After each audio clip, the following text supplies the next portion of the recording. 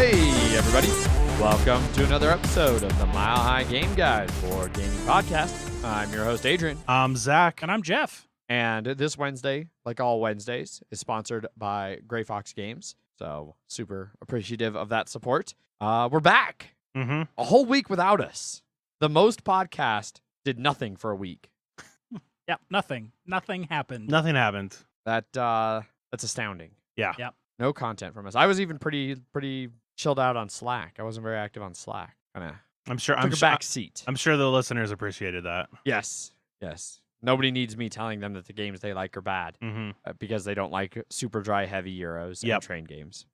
Which has basically become what I do anytime I log on to Facebook, because my Facebook at this point is probably 80% board game groups. Seriously? Oh, yeah. Well, because of Facebook's stupid algorithms, and those are the ones I interact with, so that's what it just shows me all the time now. That's what you get for interacting with people on Facebook. I know, right?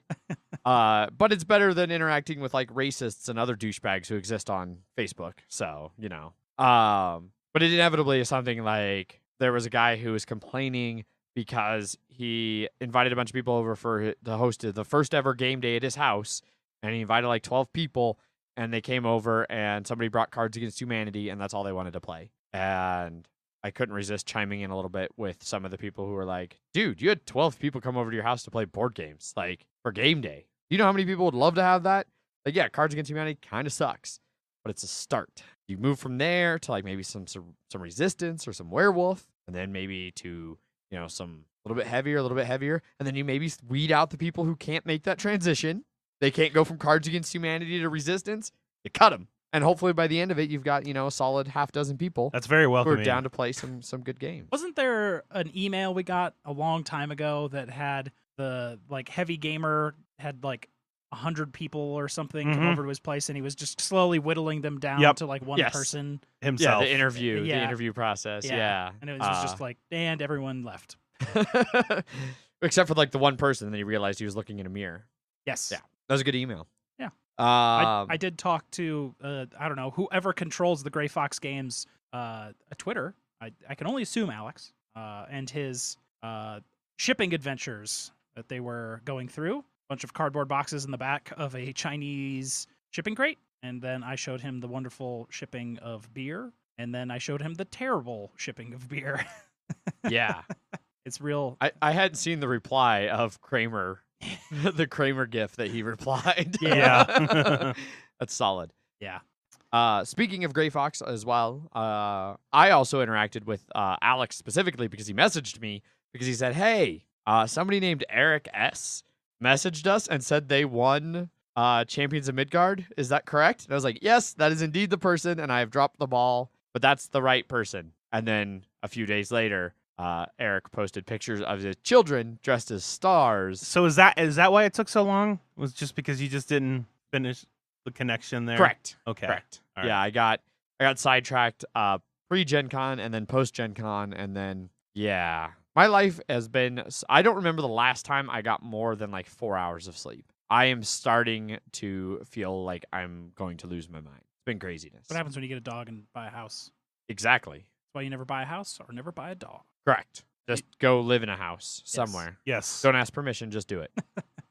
But we're back. Indeed. We're doing podcasts Yes. again. So I almost didn't want to come to this one because I'm exhausted.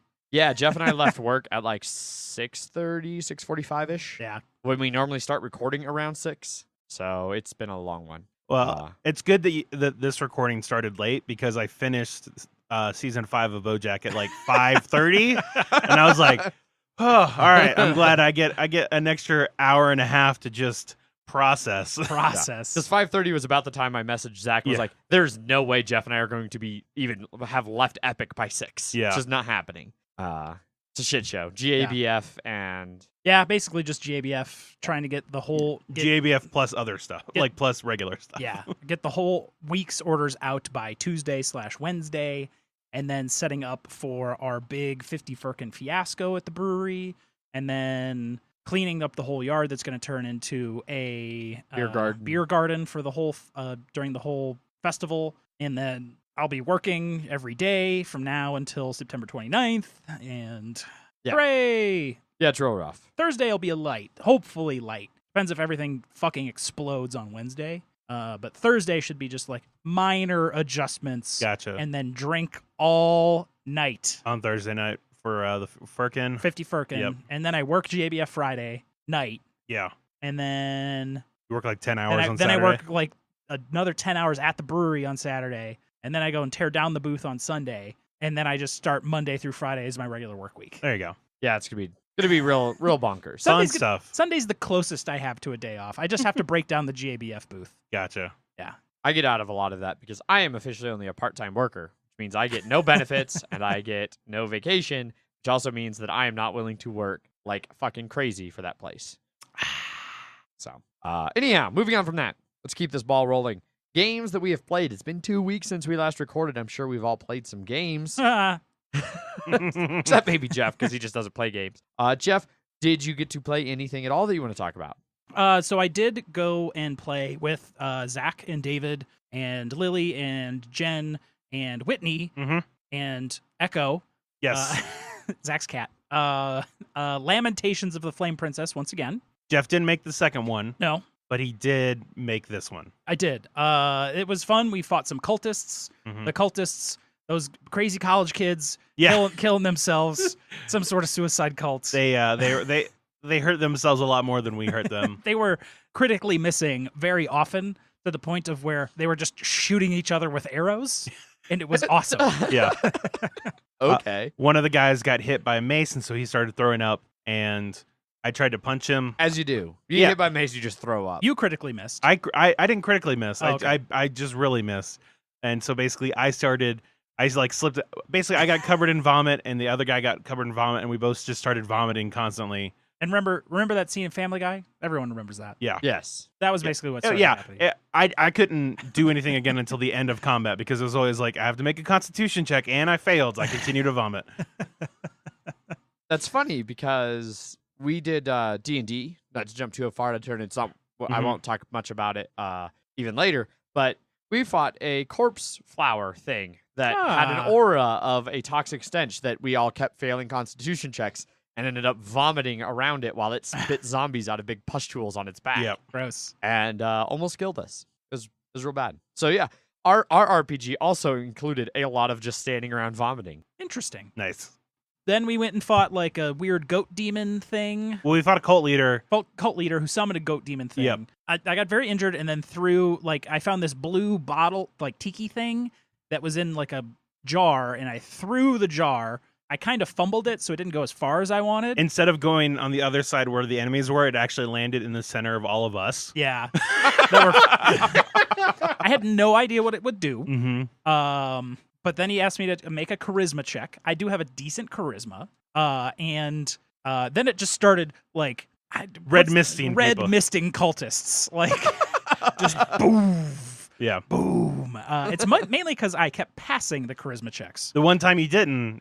So then my demon thing fought the other demon thing, and like fatality Mortal Kombated his heart out of his chest through the other side and just annihilated him. And then the cultist lady like miscast, and everyone in the room took 4 hit points. Which is like half or more of everyone's hit points. She basically killed all the rest of the cultists. Yeah. And almost killed all of us. Killed my guy. God damn. Oh, Yeah. did he? He was at my- that's right. He was almost dead. He was at 1 health. Yeah. And then he went to -3. Yeah. Which is like bleed out within 40 minutes. But we had blue gel. Yeah. And so after the fight, so many of the things you're saying, like, I'm used to listening to games or RPGs where people mention things and it just makes no sense. This one is especially bad. We had blue gel. Well, no, so it was I wasn't there. It was basically From like the blue second- slime that we got that from a maze. from a maze that healed you, and so they were going to use it on my main guy. Okay. And then I was just, I was like, the manservant was just like, basically, he was just like, look, I'm the one that take care of him. I feel like I should put this on him. Like, I convinced them. They're like, okay. And then I popped it out and just rubbed it on myself, on the manservant. I don't understand why manservant did that. Because reasons. Okay. Yeah. All right. I'll just say there's a reason all of the Goldamines keep dying. But then after that, we went into a a crypt little thing that had some like coffins in it. Okay. And then our large Scottish woman went to go get the sword out of the big one. The big stone one. Yeah, and then that started collapsing the whole place, and then like a huge demon thing dragging a sword behind it came after us, which we later discovered as David was describing it as an avatar of Cain from Warhammer 40,000. Yeah. Was coming after us. Okay. Well, and what was funny too is that when he first popped out, he did 4, like, there's only 2 people in the room, the Scottish woman and me, and Manservant. And he did 4 fire damage to everybody in the room because he just burst into flames when he appeared. Had Manservant not healed himself with that gel, he would have been down for the count. So I had 2 health left after that. Oh my god. And I was like, oh, well, I'm glad I healed myself. Now let's get the fuck out of here. And we ran away, and then the thing collapsed. And, Yep. And big Scottish lady, Lily's character, got a +1 sword. Got a +1 claymore. Right on. Our first fancy item. Mm-hmm. Like, yeah, that's not weird magical shit. Yeah. That will probably also murder you. That's everything in this game. It seems to be magical items, useful, 50-50 if you are going to die. Whitney, when she was we got to level 2 on this one Okay. at the end of it, and so Whitney, she got a new spell, which was basically, from what I'm remembering, is more or less you summon an undead ghoul, or you take control undead ghoul, and then it like pisses on you, and then so you have like undead stench on you, and anybody who's near you that is alive has to make a morality check because like you're so tainted by undeadness that there's a chance that they could just be like goodbye forever and just never talk to you ever again. Gross. Yes. Okay. No, it is 100% really weird, and the only way to cure it is to get somebody living to piss on you or something like that. Okay. It's it's the magic in this game It is was very, weird. very weird. Yeah. And hilarious. Yeah. Just have so many questions that basically are all variations on what the fuck. 100%. That's 100% this game. Yeah. It's also super brutal. You'll die very easily, Yes. etc., etc. Since I missed week 2, David did something really cool. He was probably doing it anyways, but he made a newspaper that I was basically reading while we were starting the session 3. Basically, my character was off coaching Gore Basin in my time off, and he put in a little like match report on there. Mysterious minions milling about Zorlak's tower. I believe that was the tower from the first session. Yeah. And then Enschregel steals the spotlight at Vorheim's annual masquerade. I'm not sure what that was referencing, but Probably something that we could look into or something yeah. like that. A satanic cult burns down St. Augustine's Cathedral, and I was very worried about this, and I was talking about, man, someone must have burned down a church. And then I was over, basically you guys covered it up, that you burned down the church. Well, no, we burnt down the church, and then the church covered it up and just said it was a cult. I see. Okay. My character was very confused at who burned down this cult, because no one really told me that it was us that burned down this cult. And then local tavern The Donkey's Ass awarded 3rd consecutive, with a K, Copper Crone, which, I don't know, some sort of cooking chef award. Yep, for the donkey sauce. For donkey sauce, that whiskey mayo delicious concoction. Yeah, so that was cool. Delicious. I'm sure we can throw a PDF of our wonderful newspaper in there so everyone can see how cool it is. With a K. Yes. So that's my Flame Princess sing. Right on. Mm-hmm. Zach, how about you? What did you play? I played that, but then the main one that I want to talk about was our friend Xion was having a housewarming party. Yes. And I got for the first time to check out the Jackbox games. So Have you never played those? No, before? I'd never played one. Yeah. I was there. It was a lot of fun. Yeah, so we played. There was just a trivia based one. It was basically like a murder house, and if you got it wrong, anyone who got questions wrong had a chance to get killed in the game, but you could still win as a ghost. Yeah. The most annoying thing though, well, there's a couple.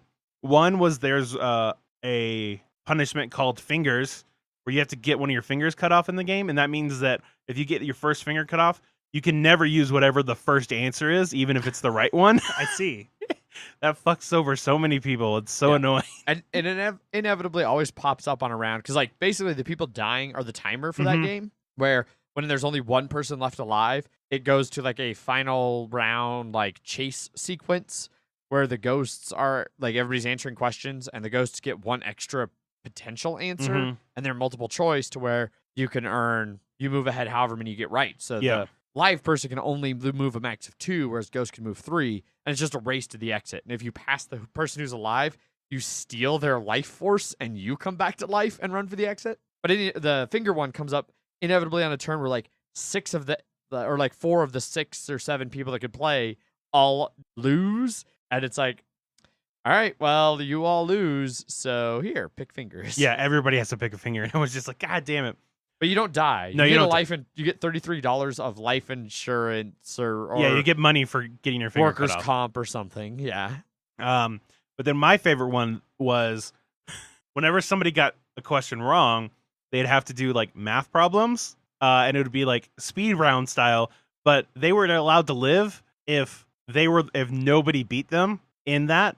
So if like none of the ghosts or anyone else playing would beat them in their math So basically, score. everybody does like a really fast paced math round. Like 8 minus question, 6, and then there'll be 4 answers, and 2 will be 1, and you choose 1. Yeah. I really like that one because I fucking smoked everybody in that. I'm sure you did. Zach was never the person like competing for their life. If he was, he would have always lived.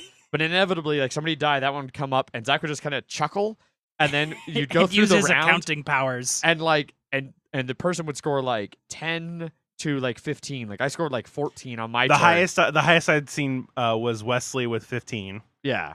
And that was around like I scored 14, Wes scored 15, and that's the first one I saw, and I was like, what the fuck, Wes? I know, but tell how you worded it is you're like, I got them all right. I was doing them as quickly as I could, or however you worded it. I don't remember exactly. I was drinking quite heavily. Yes. But I was like, damn it, I was only one fucking off. And then I glanced over, like I rescanned them, and I was like, oh wait, the one under Zach's character says 26? What the fuck, Zach? How could you even answer questions? I was answering them like as fast as they were coming up. Like I couldn't have went any faster. And I was just like, oh, boop, boop, boop, boop. Annihilating it. Yeah, and that I think that I got one that was 23 also, but I was like, I accidentally hit 2 instead of -2 like I meant to. So it ended early, and I was like, oh. And if you make a mistake, it like locks you out for a few seconds. Yeah. I used to do that in like typing class. I was really good at the number pad. Yeah. And I would just annihilate everyone. Mm-hmm. Yeah. I can do numbers pretty quick on a number pad. So that was one of the games. Another one was a T-shirt based one. Yeah, I've played that one. Yeah, you do drawings. You do like 3 drawings, and then you just do 3 slogans, and then they jumble them all together, and they give you like 4 shirts and 4 sayings, and you have to sort of match them up how you want. And then they're like, then they go up on the screen, and then you're voting which one is better than the other. So Bob did a terrible job. Bob was like, we have to play this one. It's the best. And he did a terrible job explaining it. So like when it first comes, I was like, all right, so draw a T-shirt. And we're like, what did we draw? What are we drawing? He's like, whatever the fuck you want. I thought the first 3 that we were doing were like, oh, like here's practice to get used to drawing on your phone. Yeah. No. Same. And then we got through the 3 pictures, and it's like, make 3 phrases. We're like, again, what? Like, do these reference the 3 pictures we did? What? No. And we did those, and then they jumbled them all together. And when they started showing them up, like when I started matching them up, I was like, I think I could see where this is going. Yeah. But then when they started actually showing up, like this versus this, is where it got just ridiculously hilarious.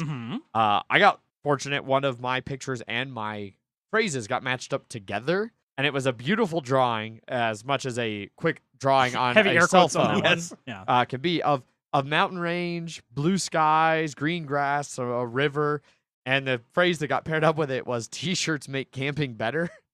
And Zach and I think Bob just started cracking up, and no one else had any idea what the reference was. Context. Yeah. Cough, cough. T-shirts are drugs. Yeah. Don't fucking narc on us. We didn't say which drugs. Jesus. We could be talking Christ. about marijuana. That's what everyone does in Colorado. Or caffeine. Marijuana. Yeah. Except all of us. Mm-hmm. Yeah. We spend all our money on board games. Yes. My favorite phrase that I did, because like once I started, I was like, oh, we just make up a bunch of bullshit phrases. Yes. One of the ones I did was just bananas out and proud. Okay. It got paired up with the worst drawing of an elephant I've ever seen, and went on like a 3-game winning streak. 3-round round winning streak. Yeah. There was one that was like a really bad just drawing of a face, And then like, God damn it, Susan. No, it's like, well, shit, Susan. That's what it was. That was one, and then the final one we did was Quiplash, which was basically say anything. Yes. And that one was good too. Yeah. It was a lot of fun. Yeah. Those are good for good house party. Like, I think I'm going to have to pick 1 or 2 up. I've heard party. The Jack Pack 4 is good because it has one that you can play like a shitload of people with. Okay. Because that's one problem is that it can only go up to like 8. And then so we'd have some people in the audience, but you feel like you're in the audience, but it's not the same thing. No. Some of them I feel like are better for audience participation, but yeah, you're right. It's not the same. Fucking Nick. All right. Oh my God. Nick and Christina, I want to say. Yeah, something like that. Yeah. The girl that was with him, they kept choosing like on the t-shirt one or no, on all of them. It was like the audience, especially on the Quip one. Yeah, on the Quiplash, where everybody would choose one thing and then they would choose the other one. And they were the audience. So it'd be like, yeah, everybody playing the game chose one, and it was so close to being 100%, and then it pulled up a little audience, and then the audience went to the opposite. Like, just fucking constantly. Like, one of them was like, the weirdest thing your grandma could knit you was, and one of them was a G-string, and the other one was a noose. And the noose won, like, overwhelmingly, except for Nick did the one G-string. And we're like, God damn it, Nick. Yeah. It was good. That was, like, my second time playing one of those. And they're definitely good fun for hanging out, drinking. My only problem was, games. I don't know if it was their location or anything, but my phone did it a couple times. Matt's phone did it a couple times where it just disconnect or just wouldn't update. And so we'd have to either restart it or you would just lose your spot in there. Yeah. And so it could have been, I don't know, if just the connection was a little bit better, it'd be. I never had any issues. Yeah, no. But most other people didn't, were. but there were some people that did. So, yeah, that's basically what I've played. Those are regulars at the Chicago friend group hangouts. Nice. Like I said, I'll probably pick one up for my housewarming that I'm having this weekend. I highly recommend. So, right on. For myself, aside from some of the things we've already talked about, I did do another D&D session. I did a quick little tweet from the I was very confused. MHDD I was like, one, and then I retweeted it. I was like, who's the main show? Who's? Oh, that's right. We have another show. Yes. It was really good, though. It was a good session. I really like the way this group's coming together. We've got some really good role play going on. How many episodes are you gonna pump out before you start releasing? We are going to probably get one more recorded before we start releasing. Okay. We're planning on, essentially, we want to start releasing at the beginning of October. So we'll do I think we're going to do Wednesday releases as well. Jesus. Everyone's maybe Wednesday? Maybe Thursday. Maybe Thursday. We'll see. People can only listen to one podcast. Yeah. We haven't fully decided on a date for releasing yet, but we're going to release at the beginning of October, the first episode. And I might just also release leading up to it, the very poor audio from the old house and the old studio of session 1 and 2, which the audio quality is really junk, but I think the role play and the story is really good. So I might include those as prequel episodes. But episode 1 will release at the beginning of October, and then we're going to do every other week is going to be our release schedule that we're trying to hit. And so episode 2 that we just recorded will come out in mid-October, and then Wes is currently planning a special Halloween adventure. Because we're basically episode 2, so not to do any spoilers for people who want to listen to it eventually, it was the first time we ventured into the Faro Wood, which is this big, huge woods in the middle of Wes's continent that has ties into the Fey realm and the Underdark and all kinds of weird shifting of the planes happen in this woods. And so we've been moving through there and encountering all kinds of creepy shit and weird stuff, trying to get to a town that we know of in there that's populated by a bunch of societal rejects. And we made it to the town. Right where you belong. Yes, right where we belong, which we do because our group is a bunch of societal rejects. Aha. And then he's got a plan for episode 3 that we should hopefully be recording in a couple weeks. He's got something planned that's going to be vaguely Halloween-esque to release right around Halloween is the plan. So, yeah, we'll be releasing them real soon. We think the audio quality is as good as we're going to get currently with the equipment we have. There's really no room for us to improve on that. Without many, many hundreds of dollars without per lapel mic. Without roughly $900. Yeah, roughly $150 a mic. Yeah. And we've got 6 people, so that's $900 worth of mics to really take the next step up. So we're gonna get it out there and get it going. We're really enjoying the we're having a blast. I don't know if I'm still not sure it'll be any fun to listen to or if anybody will even give a shit. But we're enjoying, much like this podcast, which people turned out they enjoyed and they gave a shit. So maybe the same thing. Maybe I will strike gold twice with the same concept of I'm going to sit a couple of my friends down in front of some mics and we're going to have some fun and just see where it goes. I suspect total crash and burn. If it crashes and burn, that's fine. We'll just cut the recording part of it out. We're still going to do this campaign because we're having a blast and we're really excited for where things are going. Wes definitely was like, he told me there was a point in the game where we had a big battle, and he said the only reason my character did not die in the second fucking episode was that he rolled a 1 and a 2 on a roll where he had advantage. So Wes is not afraid to kill us. Me, who's the paladin tank, tough guy of the group, almost died in our first real combat. I almost would have wished that he didn't roll poorly, just to be like, all right, Adrian, stop fucking playing a paladin. I would have. I already have been playing around. For the first time, I feel like I got to do enough of what I wanted to do with the paladin, and I'm cool with it. If he did die, I'm ready to move on, and I've already been thinking up some other types of characters I would like to play. So I won't be a paladin for my next character, Zach. Don't worry. Not that I'll believe you really you. give a shit. I will believe it when I hear it. Yes. Hear you tell me that. Correct. Other than that, I played Now Boarding, Tim Power's game. It's a cooperative game, which I didn't realize until we sat down and started getting explained. It was like, oh wait, we're working together? Yeah. All right, cool. Basically in this one you are each different wings of an airline or different airlines working together. Super cooperate, partners. Partners. It's like when you're flying, you book flights on United.com and it's like, United partner operated by whatever other airline. It's kind of like that. But basically, you each have separate routes that only you can fly on initially, and then there's some common routes that anybody can fly on, and passengers pop up in different cities, and you got to move them from where they start to what their ultimate destination is. Anybody who's not on an airplane starts generating anger points or tokens, and when they hit 4 anger tokens, they go to the disgruntled pile, and if you ever have 3 disgruntled, you immediately lose. Yep. And you just keep playing until the deck runs out, and then you get one final turn. After which point, all of the passengers remaining in the game get piled together, and for every 2, 1 goes to the disgruntled. So you have to have 5. You need to have 5 or less, basically. Yeah, depending on if you had other disgruntled workers earlier. If you had even 1 disgruntled worker or disgruntled flyer, you're gonna lose. I feel like it's pretty brutal. Yeah. Lots of fun though. Oh yeah, it was a blast. It's definitely you're trying to plan you have your planning stage, and then you have a timer, and then it's go. But you have enough planning time to where you can kind of figure things out. Yeah. But you need to be very efficient the whole game. The only thing that I feel could be a problem, and I saw it a little bit at the start of this one, is Katie kind of got screwed in the way her where her planes could go and what passengers came out early. She spent the first couple turns not really having much to do and couldn't really deliver passengers, which is how you get money, which lets you upgrade your plane and stuff. So I feel kind of didn't have a lot to do initially. She was also the only one that did space as her first upgrade instead of speed. Yeah.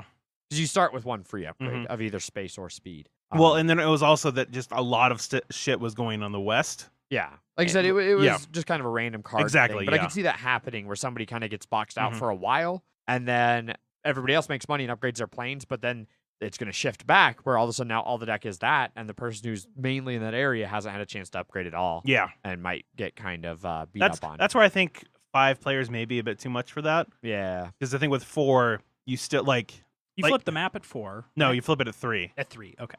Because if you play with 2 or 3 players, Seattle isn't there, and you lose all of those connections. And there's a San Francisco route that doesn't exist anymore or something. Yeah. So if you play with 4, is that you don't fifth use player's routes? Do they just not?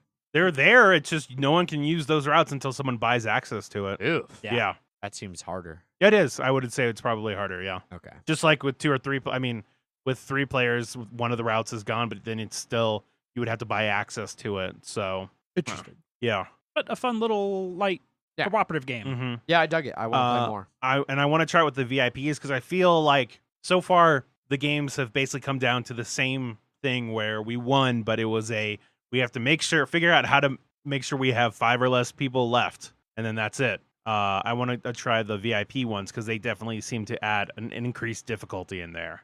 On that one, it's like you could have a VIP that's like they can only fly alone, so you can't grab extra passengers, or they have to be the first person that goes into your plane, or it's a baby, so it adds anger tokens to anybody else on your plane, or they keep their anger tokens when they get onto your plane, so you can't just pick them up and drop them off somewhere else, or someone who has to go alone, or they have to have an extra space and shit like that. So it looks like it can add more difficulty that way.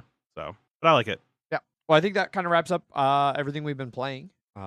Jeff, it's been 2 weeks. Is there some Blood Bowl content to maybe fill out a bloody minute to 21 minutes? Maybe keep it like under 5. I could probably keep it under 5. Okay. But yes, there was round 1 of the season has begun. As you listen to this, the round 1 will be over and everyone's matches in, and round 2 begun. But for round 1, I played the Magic Missiles, a friend of the NAF League, has been in there since like forever. I think he took over a team that dropped out once, actually, or a coach that dropped out, and he just took over the team to keep so no one had to have a bye, which sucks. But it's a season 4 Orc team versus my season 1 game 3 Lizardman team.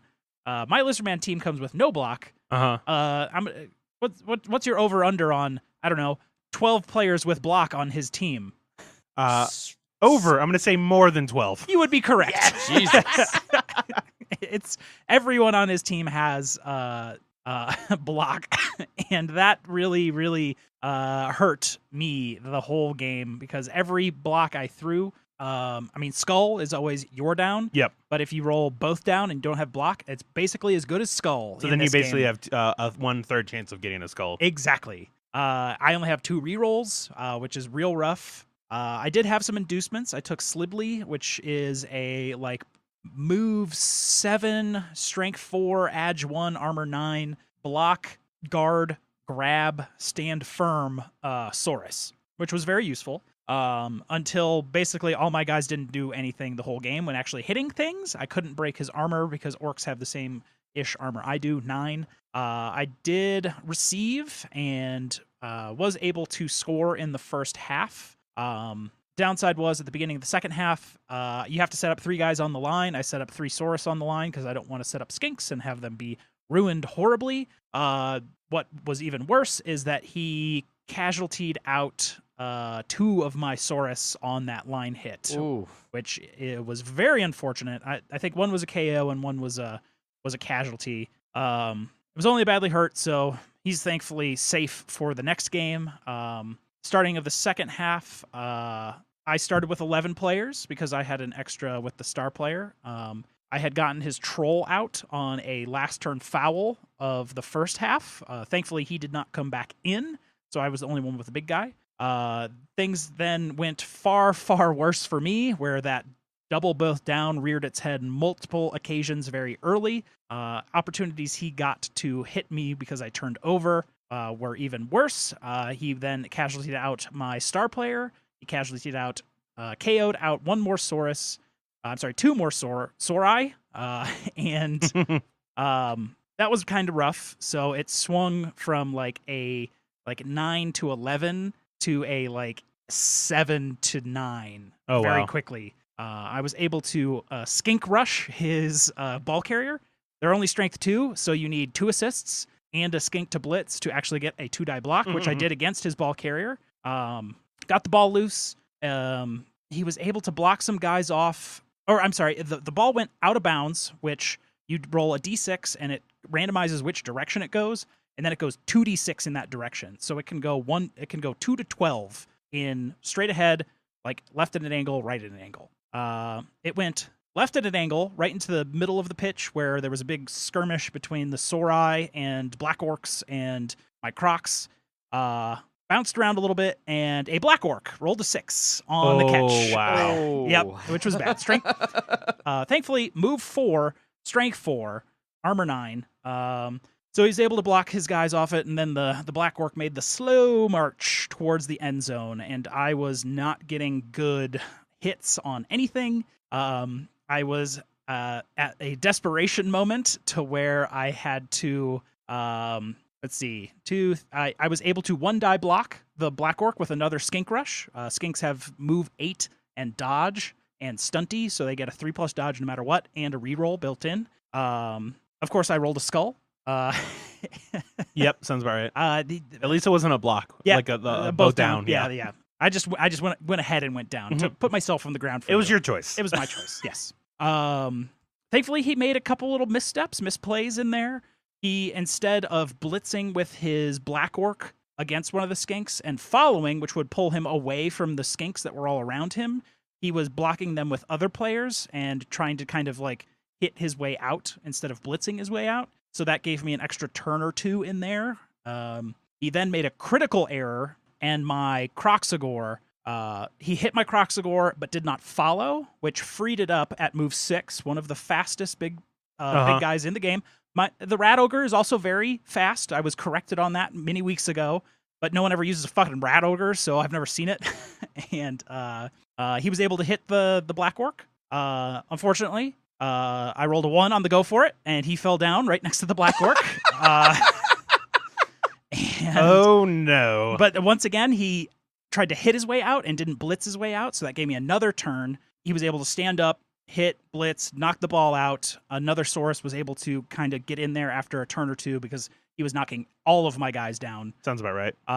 That I was able to just stall the ball like 2 spaces away from the end zone, which gave me a 1-0 win. Nice. Yeah. I rolled a 1 on my winnings with a reroll because I won, and rolled another 1. But that gave me 20K because I get an extra 10K for winning, and I got my 3rd reroll now for my next game. There you go. Hooray! Well, congratulations, Jeff, on a hard-fought victory there. It was brutal. It was far harder than I was expecting. It was definitely a very challenging game with his Season 4 Orc team. He's got a lot of guard, a lot of block, and that's an issue with a no block, no guard beginning Lizardman team. I have 2 block on Saurus now. Saurai. Also, I named all of my players finally. They all end in... I went to the Wikipedia page for plurals that end in I. So I have homunculi, fungi, magi, torsi, incubi, sarcophagi, trophi, radii, platypi, viri, and doofi. What is doofi? That's my Kroxigor. Is that doofus? Yeah. Nice. All right.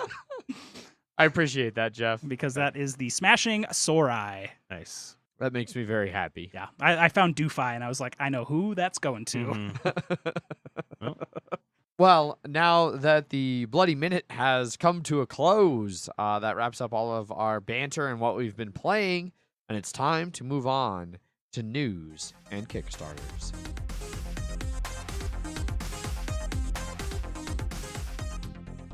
Yes. We've chosen some hot hits over the last 2 weeks to chit-chat about. First up in the bestest news, Pandemic Fall of Rome was announced. We chit-chatted a little bit on our Slack channel when this was announced.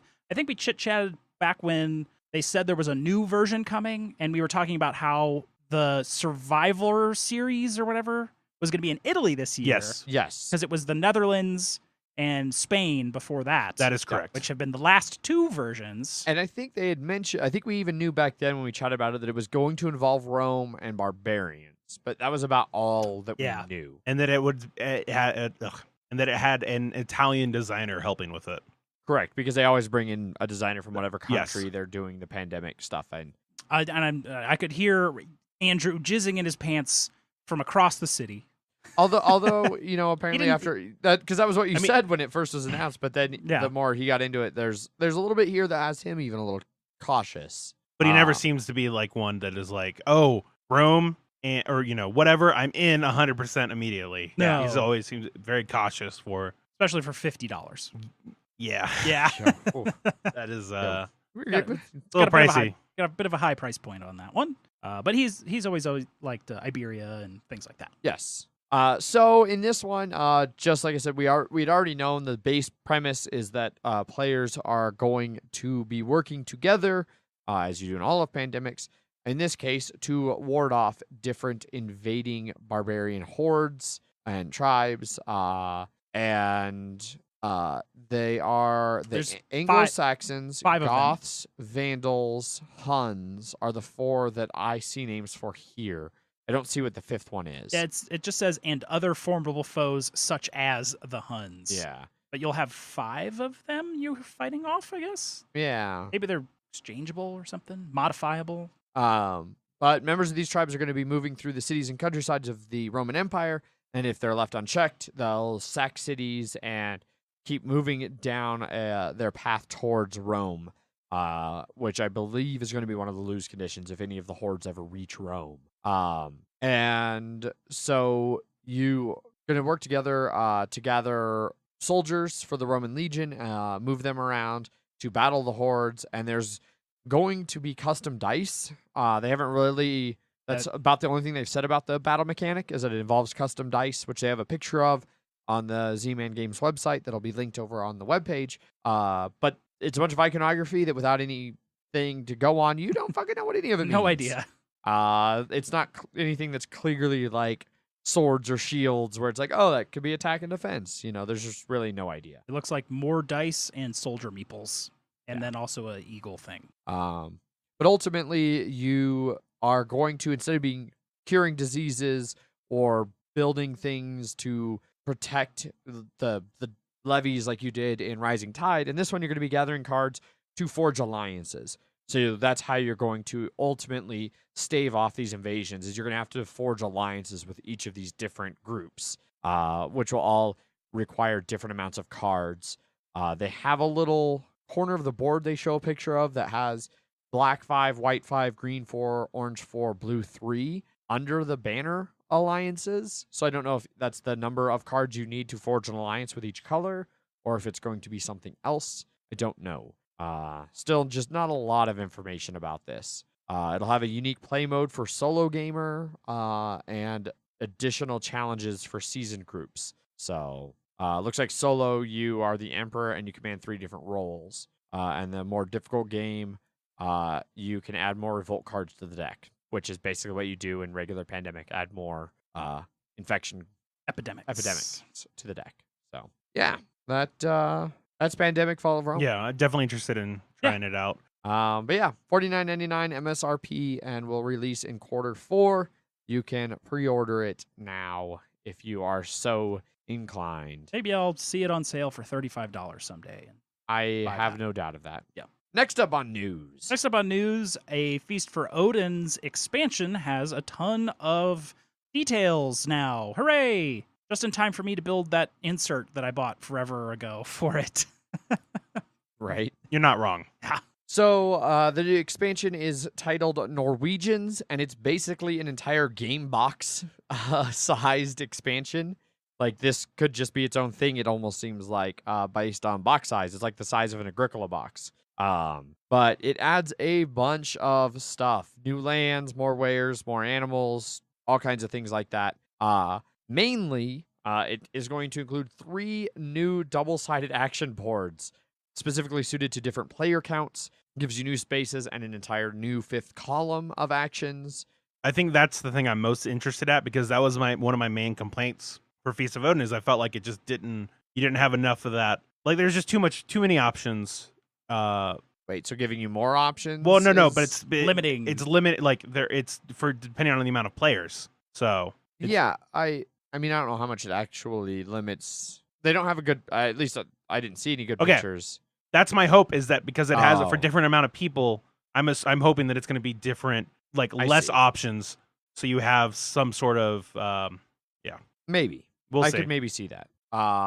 But these different boards give you different options for all of the normal Feast for Odin stuff: breeding, crafting, trading. Basically, I say all of the normal Feast for Odin stuff, all of the normal Uwe Rosenberg stuff: breeding animals, getting food, hunting, all of that stuff. Be very excited for the, was it 95 new good tiles. Jesus Christ. Yeah, like I said, this is almost entirely a new game. That just adds to an already huge game. It seems just to be like there's 2 new shapes, and then there's 4 versions of those new shapes. Well, 2 double-sided versions of those new shapes. And then new armor, what were they called? Goods or loot or whatever they called them? Equipment? The special tiles. Yeah. Yeah, there's 6 new ones of those. Yeah.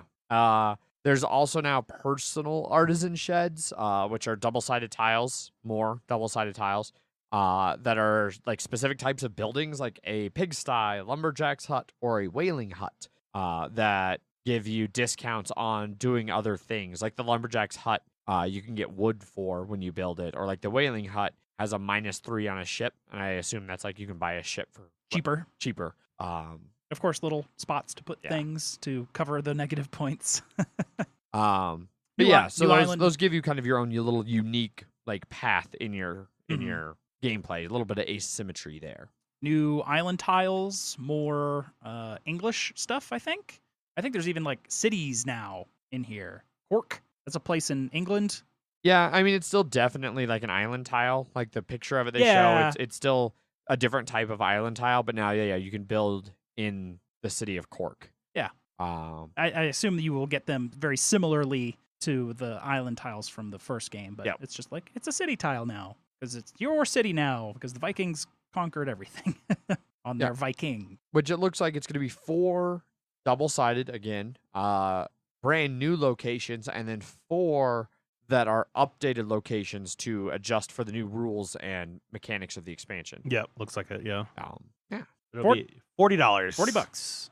That's a lot of stuff. It's a lot of stuff. So I mean, like I said, it's almost an entire game's worth of stuff, just all in one big expansion. And it's only half the price of Feast for Odin. So well, and I feel like less than half because I think it was $100 on that one when it came out. Yeah. Yeah. Yeah. And at this point, I feel like they're just trying to make it finally bigger than a Caverna. I accept this. Less wood, though. I think maybe still more cardboard. Much more cardboard. But yeah, that's Feast for Odin, the Norwegians. If you like Feast for Odin, go check that out. I will. Thank you. Next up in news, we chit-chatted a couple weeks ago about the name of a game, which Adriel will now pronounce correctly. What? The game we talked about that had the issue with the cover art. Riotia? Yeah. Yeah. That wasn't what I got called out. I got called out for saying Maori instead of Maori. Oh, yeah. That's what I got called out for. Oh. I was totally and I am ashamed to say that it took me way too long looking at like because it was in Slack. Somebody was like, "Hey, just listening to this episode, Adrian, it's pronounced this way, not this way," and they and spelled it out, and I was like, "Those look like the same word to me still." And then I was like, "Oh wait, no, one is Maori and the other Maori."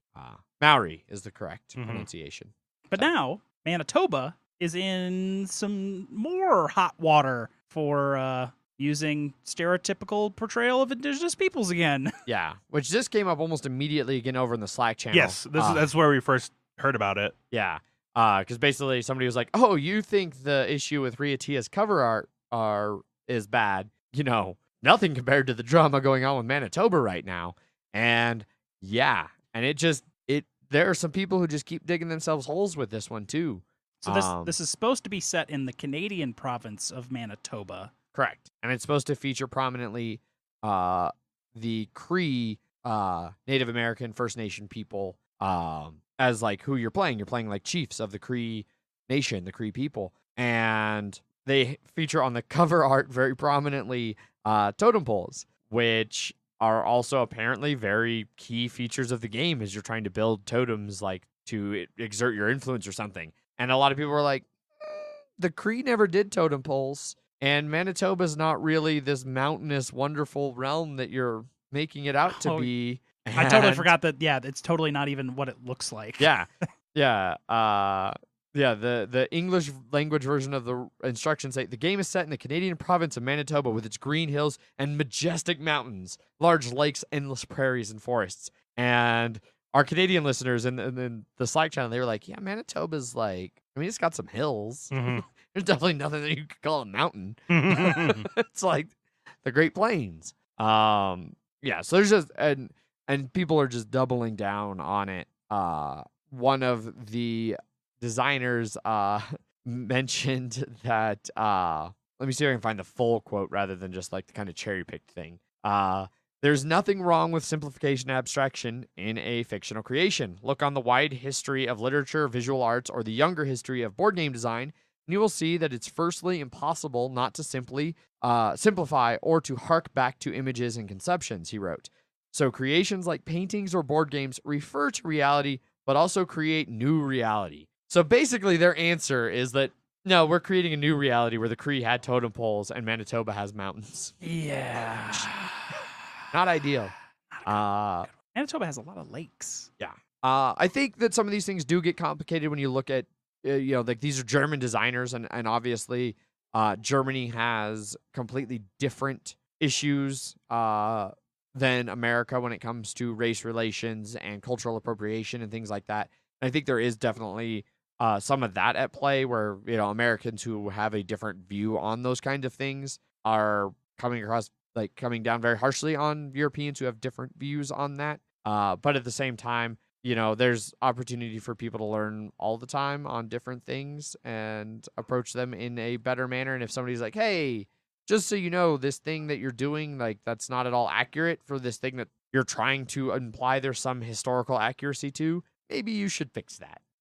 Maybe do some due diligence. So it's hard to say. There's other areas. I'm not going to go through every instance of the. There's a lot of drama going on around this. Yeah. And the designers are not helping. No, they definitely keep digging themselves in a hole over and over again. Referencing bumper stickers that aren't even right either. Greenpeace bumper sticker mentioning the Cree with a quote that is attributed to the Osage or Osage nation, which wasn't even in Canada. Yep. So, yeah. Not great. Not sure they'll do anything about it, but another example. Yeah.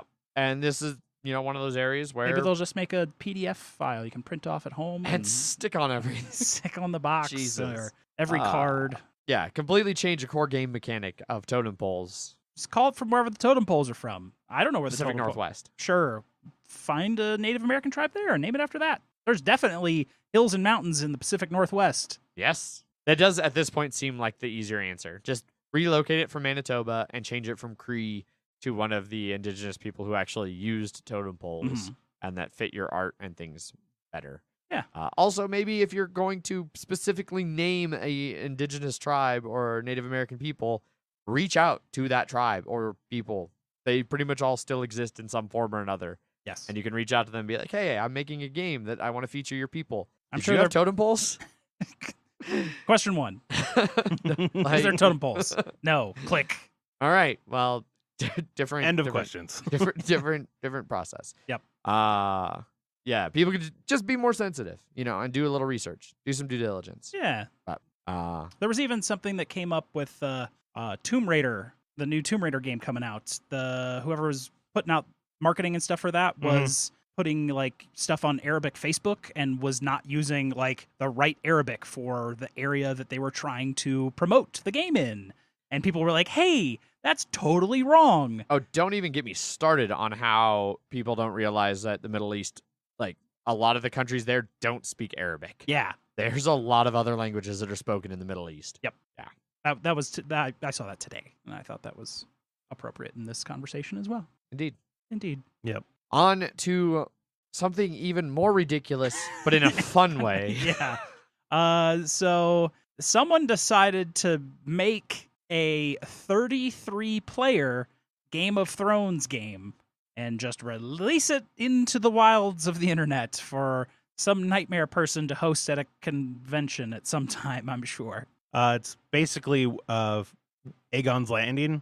So like 300 years before the show. Or it was when all the dragons came the first time and melted things down to make a throne out of them. Yes. And so the 33 people are basically all the different houses, including, the 7. Because this is the creation of the 7 kingdoms. Exactly, that Game of Thrones is famous for. Or the Song of Ice and Fire is famous for. I mean, the 7 kingdoms existed. I think you play different houses in those 7 That's kingdoms. what I mean by that. Yeah. That's because the 7 kingdoms are all legit kingdoms. They They were were- all yeah. independent. And Yes. then Aegon came and just fucking wiped everything out. Now they're ours. It's like, The hey, unification of Westeros. I've got dragons and you guys have bows and swords. So but yeah, there's a lot going on. 8 teams, 33 people, Targaryen, 7 other houses, 4 players on each team, Lord, Heir, Knight, and a Maester. The 33rd spot is the Knight Commander, or Lord Commander of the Night's Watch, where you can join them for some reasons. No. It's like you can they can convince people to have their people join the Night's Watch. Yeah. Yeah. Strategy, diplomacy, treachery, all of the things you would expect from a Game of Thrones game. Not the greatest board. No. It's definitely a homemade print and play type. With a 117-page manual, too. Yeah, just basically a book. It's definitely more of a utilitarian map. Like, you need all the information to be as clear as possible. You could make a choo-choo game out of this map. Am I wrong? Yeah. No, you're actually not. I do love this line in this article. And as though the game of this magnitude wasn't already authentic enough, it comes with a comprehensive 117-page game manual, which is fitting for anyone who has read George R.R. Martin's A Song of Ice and Fire series. That's about right. Yeah.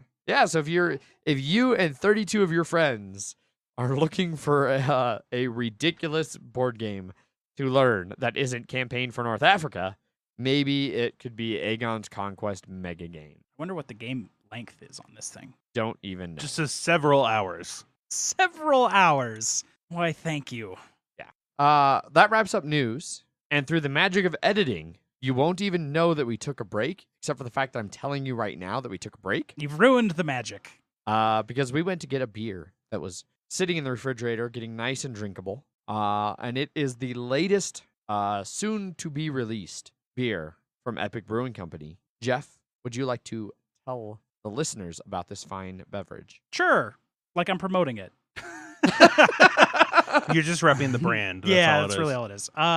So we have the Baptist, the Big Bad Baptist, the Baptista. We've had Double Barrel, which Baptista is my favorite. Double Barrel is my second favorite, but we haven't had Double Barrel in a long time. What is Double Barrel? Double Barrel is whiskey barrel-aged Imperial Stout with whiskey barrel-aged coffee beans. And then we did Triple Barrel, which was whiskey barrel-aged Imperial Stout, coffee beans, and shredded coconut. And now we're doing Quad Barrel, which is whiskey barrel-aged Imperial Stout, coffee beans, shredded coconut, and now almonds, which they just kegged drafts today. And I took some in a bottle and brought it here because they have not bottled it yet. Which they, that progression there continues to add things that I don't like to a beer style I already am not particular to. Mm-hmm. Like bourbon barrel stout, okay, cool, I can get behind that. Coffee aged, okay, I can get behind that. Coconut, almonds, get the fuck out. Just get the fuck out. Fuck you, almonds. I think I might have preferred hazelnuts over almonds, but otherwise, yeah, it's still good. I like it. I think it's just sort of what things can actually draw the whiskey flavor out of barrels. Yeah, no, that makes sense. Which I think almonds do well. So the thing that I noticed drinking this is that I actually, in this one, in the Triple Barrel, I could actually taste the coconut, the coffee, and then all the normal chocolatey whiskey flavors you get from a bourbon barrel-aged Imperial Stout. This one, I can't hardly find any of those flavors particularly discernible in my palate. It just is a kind of a mishmash, weird. Like, I'm not loving it. I'm not sold on this Quad Barrel. We'll see. I mean, it's been in the tank for like less than a day, and it's versus the other one was aged for a while. Usually they'll sit for a couple weeks or more. So they go through the 4 different barrels, and then they sit in a bright tank. Yeah, and then eventually get kegged, bottled, whatever. I don't know. Maybe it'll really settle into its flavor profile here shortly. I almost always give them some time to sit around. Yeah. I'm definitely going to grab a couple bottles when they bottle and label them and shove them down in my cellar and let them sit for a year and see what they do. Yeah. Because that's what you do with stuff like that. You let it bottle condition for a while. Yeah. I just can't tell much of the almond. That's the only thing that I'm not noticing from it. But and that's most of the people that I've been talking to at work who've tried it, and they really feel like they did rush it because they're trying to get it out for GABF. And which they kegged it, and our sales guys loaded it into their car and took it off to Elite because they are releasing it like this week. Yeah, so I feel like I think they're rushing it. I think they jumped the gun. I think they shorted I think it should have sat in the barrels a little bit longer to really pull more of that almond flavor and really let it. The next batch will. Yes, the next round of it will be, I think, what it should be. This is release number 1. It's still good, but maybe not as good as it could be. Yeah. We'll see. Yeah. I'm sure it'll sell well. I've only shipped out hundreds and hundreds of cases of Baptist already. On to Kickstarters. Kickstarters. First up in Kickstarters is Everdell Pearbrook, the first expansion for Everdell. Done very well, $383,000 of its $30,000 goal, over 5,300 backers, and just 1 week left to pledge this one. The expansion by itself is $39. This is a good way to get Everdell if you missed out on the collector's edition for $65, or you can get both for $104, but keep in mind, this is not arriving until September of next year. Yeah. Quite the wait on this one. Almost a whole year. Which, I mean, big Kickstarter, year wait. Not unheard of. I'm surprised the reprint was taking that long, though. Yeah. If you just want the original game by itself. Yeah. That one is a little bit more surprising. But maybe they just want to do one big more order print run all at one time. Yeah. I don't know. So the main thing we're going to talk about here is the expansion portion of this, which adds Pearbrook, which is the river that runs through the land of Everdell, with a whole mysterious civilization. You can see it right next to all the basic bitch actions. Yes, yeah. It basically connects to the left of the main board. Yeah, it runs across the top of the board. Well, yes. Like where the tree is. Yes, no.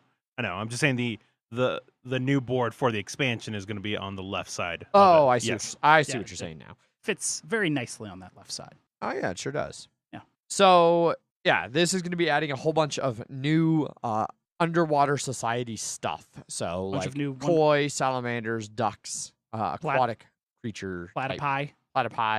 Platypus. Pusses. Otters, things like that. And so it's a sideboard, the river board, and you send your frog ambassador there, where you can get the new resource introducing, which is pearls. You can, in the regular deck, there will be new aquatic critters and constructions, and the pearls are used for wonders and adornments, which make your city fancier and better. I don't know, they have here listed out, so it's 1 to 4 players, 14 and up, which is basically what Everdell is. They say here time 25 minutes per person. I don't know if that's an additional 25 minutes a person. So the main box says 25 minutes a person of it. So it's probably saying it's not going to add much, because really to use any of the Pearbrook stuff, you have to use your frog ambassador. That can only be used for this, and you can't use it for, like, you can't send a regular worker, and you can't send your ambassador to the regular board. And so basically, at most, you're going to get 3 times. So basically, like 1 new action 4. each season. Yeah, yes. Basically, it's something you're going to interact with a couple times, 2 to 3 times during the game. Okay. Aside from all the new cards, but that doesn't really change the pace of the game. Exactly. It's just cards, and if you didn't have the river cards, you'd have normal cards. Yeah. Basically, it adds ways for you to get pearls, and pearls are introduced into the game. So it's just a different resource you can go after. Okay. So some new kind of event-like spaces that cost resources. So those are going to replace the regular events. I see. When you play with the expansion. Yeah, when you play the expansion, but they are worth a lot more points. Instead of just 3, it's going to be up to 25 points. Yeah, holy 10, 15, 20. But that requires a whole bunch of resources and basically discarding cards. 3 of everything except food, including the new pearl resource. Yeah, and you have to discard 3 cards. Yeah. So, yeah. I probably could have done that. I probably could have done all these in that last game. You didn't have any pearls, so that's true. Besides the expansion, there is some add-ons they have in here that might quell some complaints people have had about the game. There are 30 new designed twigs that aren't round anymore. Yes. So they won't roll around. They won't roll around. Right off the board. It's $6 plus shipping for that. And a second printing rulebook, which I'm sure they've thrown some stuff in there. Yeah, that's what I would guess. Another. You could just buy another tree if you want another tree. I'm assuming it's because yours got worn down from taking it apart too many times. I guess you could have spare parts or something. Yeah. And then you can get more metal tokens, which I didn't really think we needed until our last game with Jeff here, fucking getting like 20. Megan had a whole big pile too. Yeah. The base expansion comes with otters. One of the stretch goals is the axolotl, which I don't really. They're like a little newt salamander. Yes, critter. basically. And platypus critters too. Yes, platypus. So new player characters that you can be, or player mini I don't. And then also 3D wonders, because you're not at the event, instead of the events, it's those wonders, and they're gonna have 3D versions of those too, which look to be like little standy cardboard. Yeah, and a score pad too. That'll be nice. Score pad, I could see being real nice.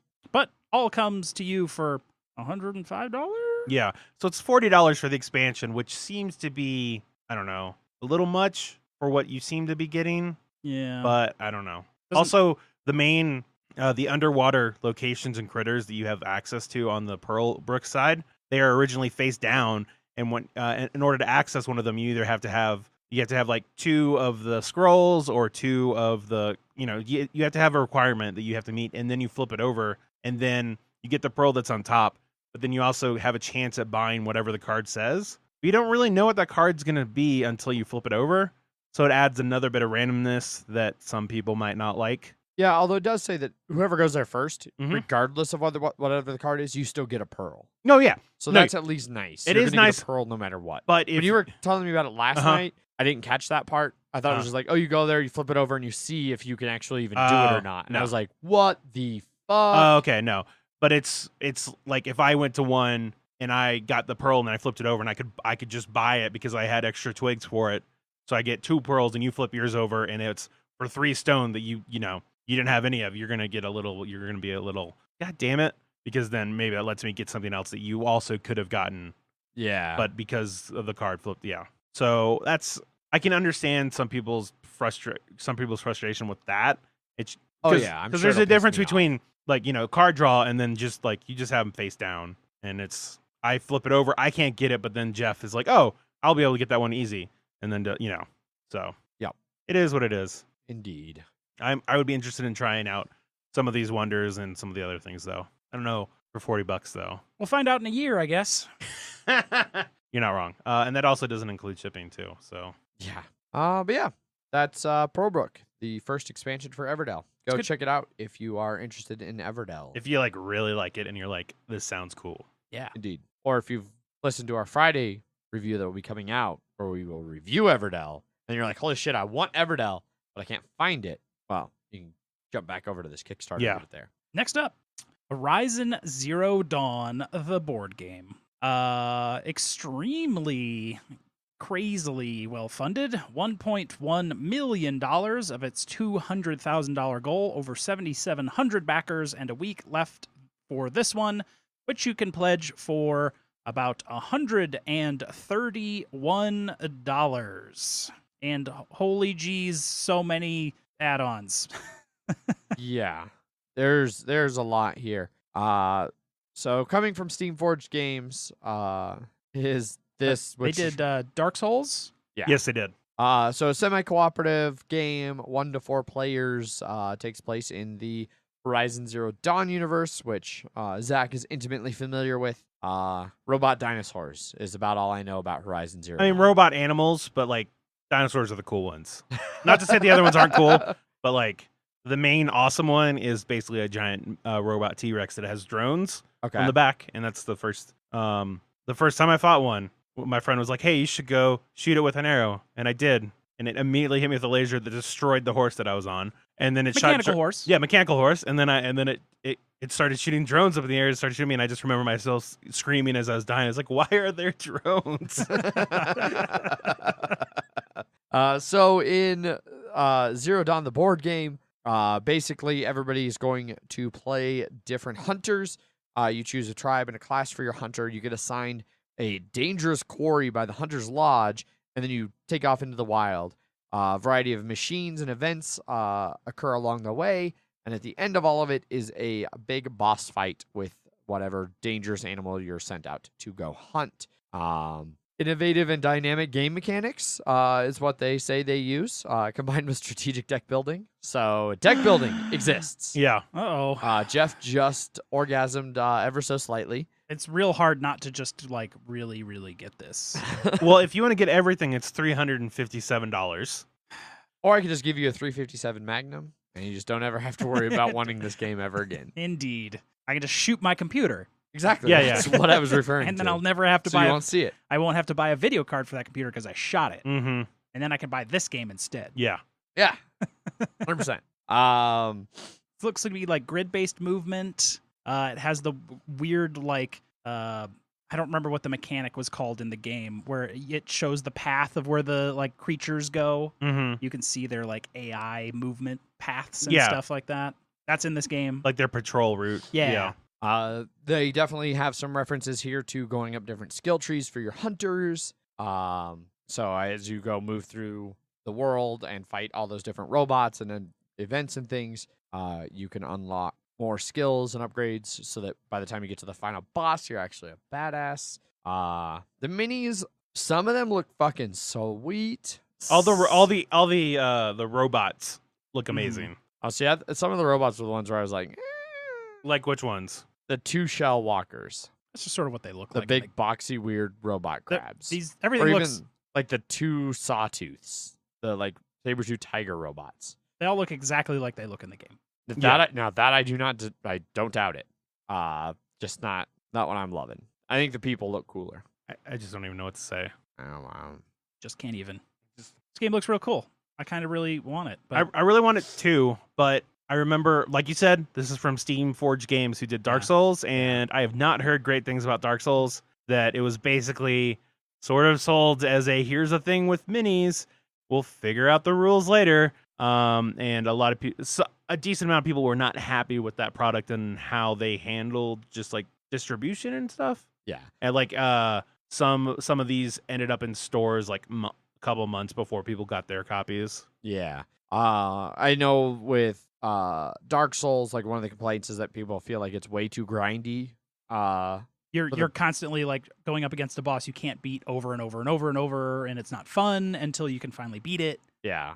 Or you grind through a bunch of like really hard regular monsters to level up until you go face the boss.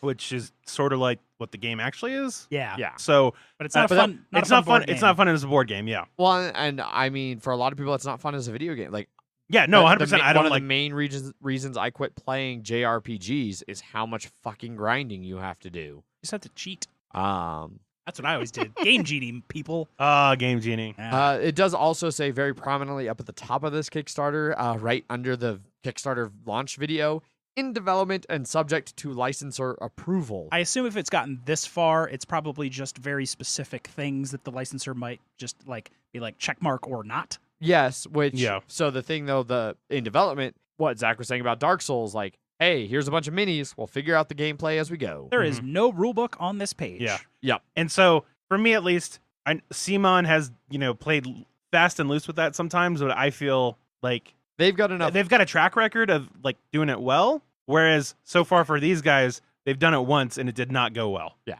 So I mean, for the type of games that Simon does, they've got one of the best designer of those type of games. Oh, 100%, yeah. In the entire industry. Like, yeah. I might not particularly like most of Eric Lang type games, the games he designs, but for the type of games he designs them great. So you can have faith that, so they throw up a bunch of minis and all this, and then they're going to work on the rules. Well, they got fucking Eric Lang as an in-house designer. Yeah. The rules are going to, it feels like the rule books there are more like, we just haven't built the rule book. Yeah. Whereas these seem more like we haven't finished the rules for the game. We don't exactly know what's happening. Also, my biggest problem with it is that the Thunderjaw, which is the giant T-Rex, which is like the thing, the best enemy in the game, I feel, is an add-on. He is not part of the base game, which I feel. And he is expensive. He is $45. I would also possibly consider just paying $45 and getting that. Yeah. I also they have a whole section here where they talk about investing heavily on advanced miniature development, yada, yada, yada, yada. And then saying, we anticipate that many of you looking at this Kickstarter might be brand new to crowdfunding. And then they talk about keeping it simple and like one pledge to get everything. And then the little add-ons. But no all-in pledge. No. Yeah. And I feel like that's basically them coming right out and saying, we're hoping that there's a lot of people who love the video game, who don't know shit about board games, will see a bunch of cool minis that remind them of the game and throw money at us. That's what they did for Dark Souls. Yeah. So hopefully it's gotten better. And I feel like this would make a better board game than Dark Souls did, or would be conceptually. So hopefully it'll turn out better. But it also... I could always throw them $1 and figure it out later, I guess. Yeah, it's also March 2020, so... I got lots of time. Yeah. Just let that dollar sit for a while. Yep. That dollar would be worth like $1.31 by the time it comes out. Yep. Mm-hmm. Yep, that's how inflation works. If it was invested wisely. Yeah, exactly. Like maybe investing in Horizon Zero Dawn.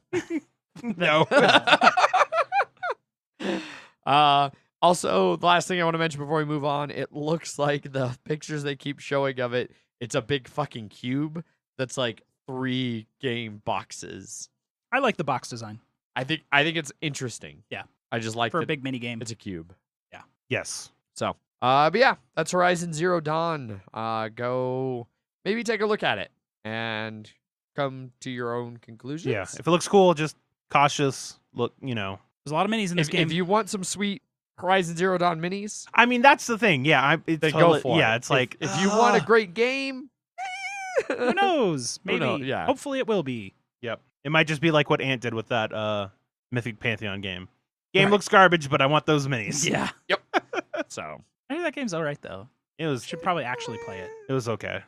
Anyway, next up on Kickstarter. Next up on Kickstarter is Inhuman Conditions, a game of cops and robots. Just a smidge above funded 92,000 of its $65,000 goal, over 2,500 backers, and 3 weeks left to pledge this one for $25, which is the one and only pledge. Keep in mind, shipping is about $10 on this game. $10, really? Yeah. So this is a game for 2 players. 2-player, about 5-minute Deduction game. Deduction game. Yeah, not really social deduction because it's 2 people. That's not a lot of social there. Dialogue deduction game, we'll say that. Essentially, reading it over, what it seems like to me is if you imagine the opening sequence to Blade Runner. Yes. Where the guy is trying to figure out, is the person a replicant or not? Mm-hmm. That's interview. basically this game. Yeah. You're one of you is the investigator. One of you is the suspect. And using only a prompt and 2 stamps, which I assume is a pass or fail stamp, Mm-hmm. the investigator has to figure out whether the suspect is a human or a robot. And that's it. I mean, that's basically the game. The components look real cool. Yeah. Essentially for the gameplay, like just so that it's not super bullshitty. Robots, you have to they all they say is that you have to answer the questions without arousing suspicion, but are hampered by specific malfunction in their ability to converse. So I think Well, as I can tell you. Okay. Yeah. So all right, Zach, explain. So there's 2 different types of robots. There are at least 2 different types. I don't know if they're going to have more or not, but one is a patient robot and one is a violent robot. The patient robot's just trying to not arouse suspicion, but they are hampered by some sort of constraint. So if they want to describe emotion, they have to say something physical. So instead of, they would have to say sweaty palms or crying tears instead of sad or nervous. And so the violent robot they're basically they want to kill the investigator, and so they have like certain certain rules that they have to follow. So like for this one, it's for 3 times they have to blame someone else for something, and then 3 times blame yourself for something, or perform the penalty twice, which I think I forget what the penalty is. But if you fulfill like 2 of those, then you can then kill the investigator. So you're trying to turn the conversation specific ways to get your goals and then kill them. And whereas the patient was trying to go the other way and just being really low key. And so as the investigator, you're trying to figure out if it's one of those.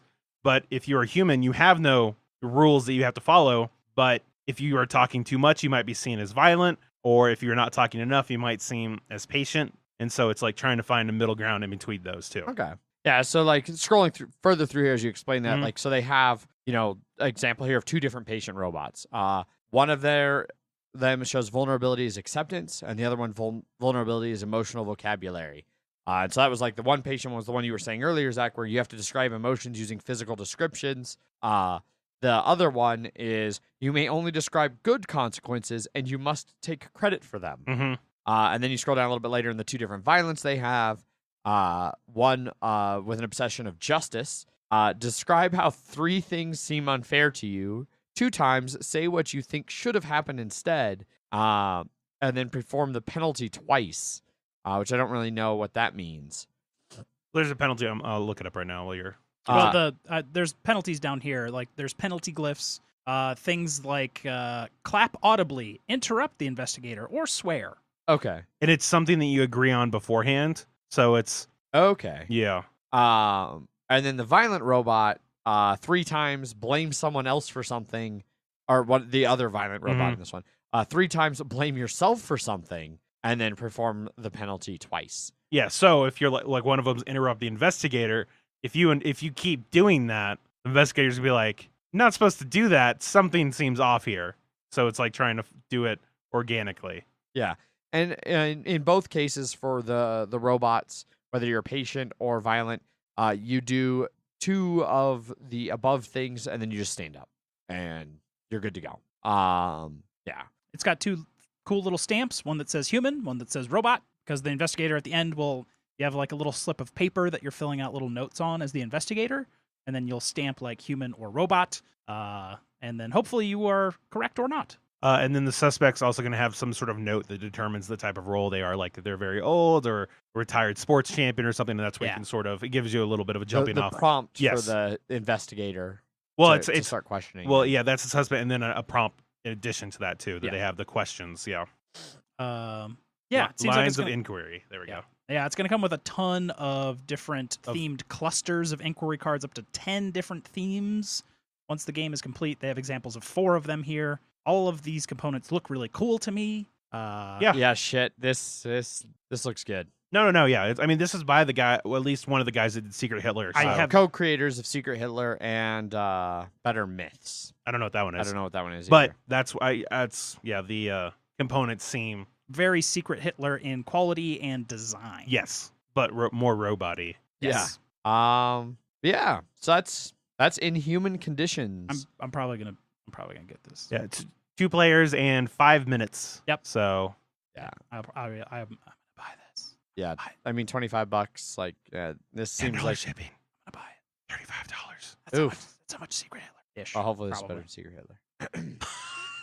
Christ. Anyway, next up on Kickstarter. Next up on Kickstarter is Tiny Epic Mechs. Very well funded.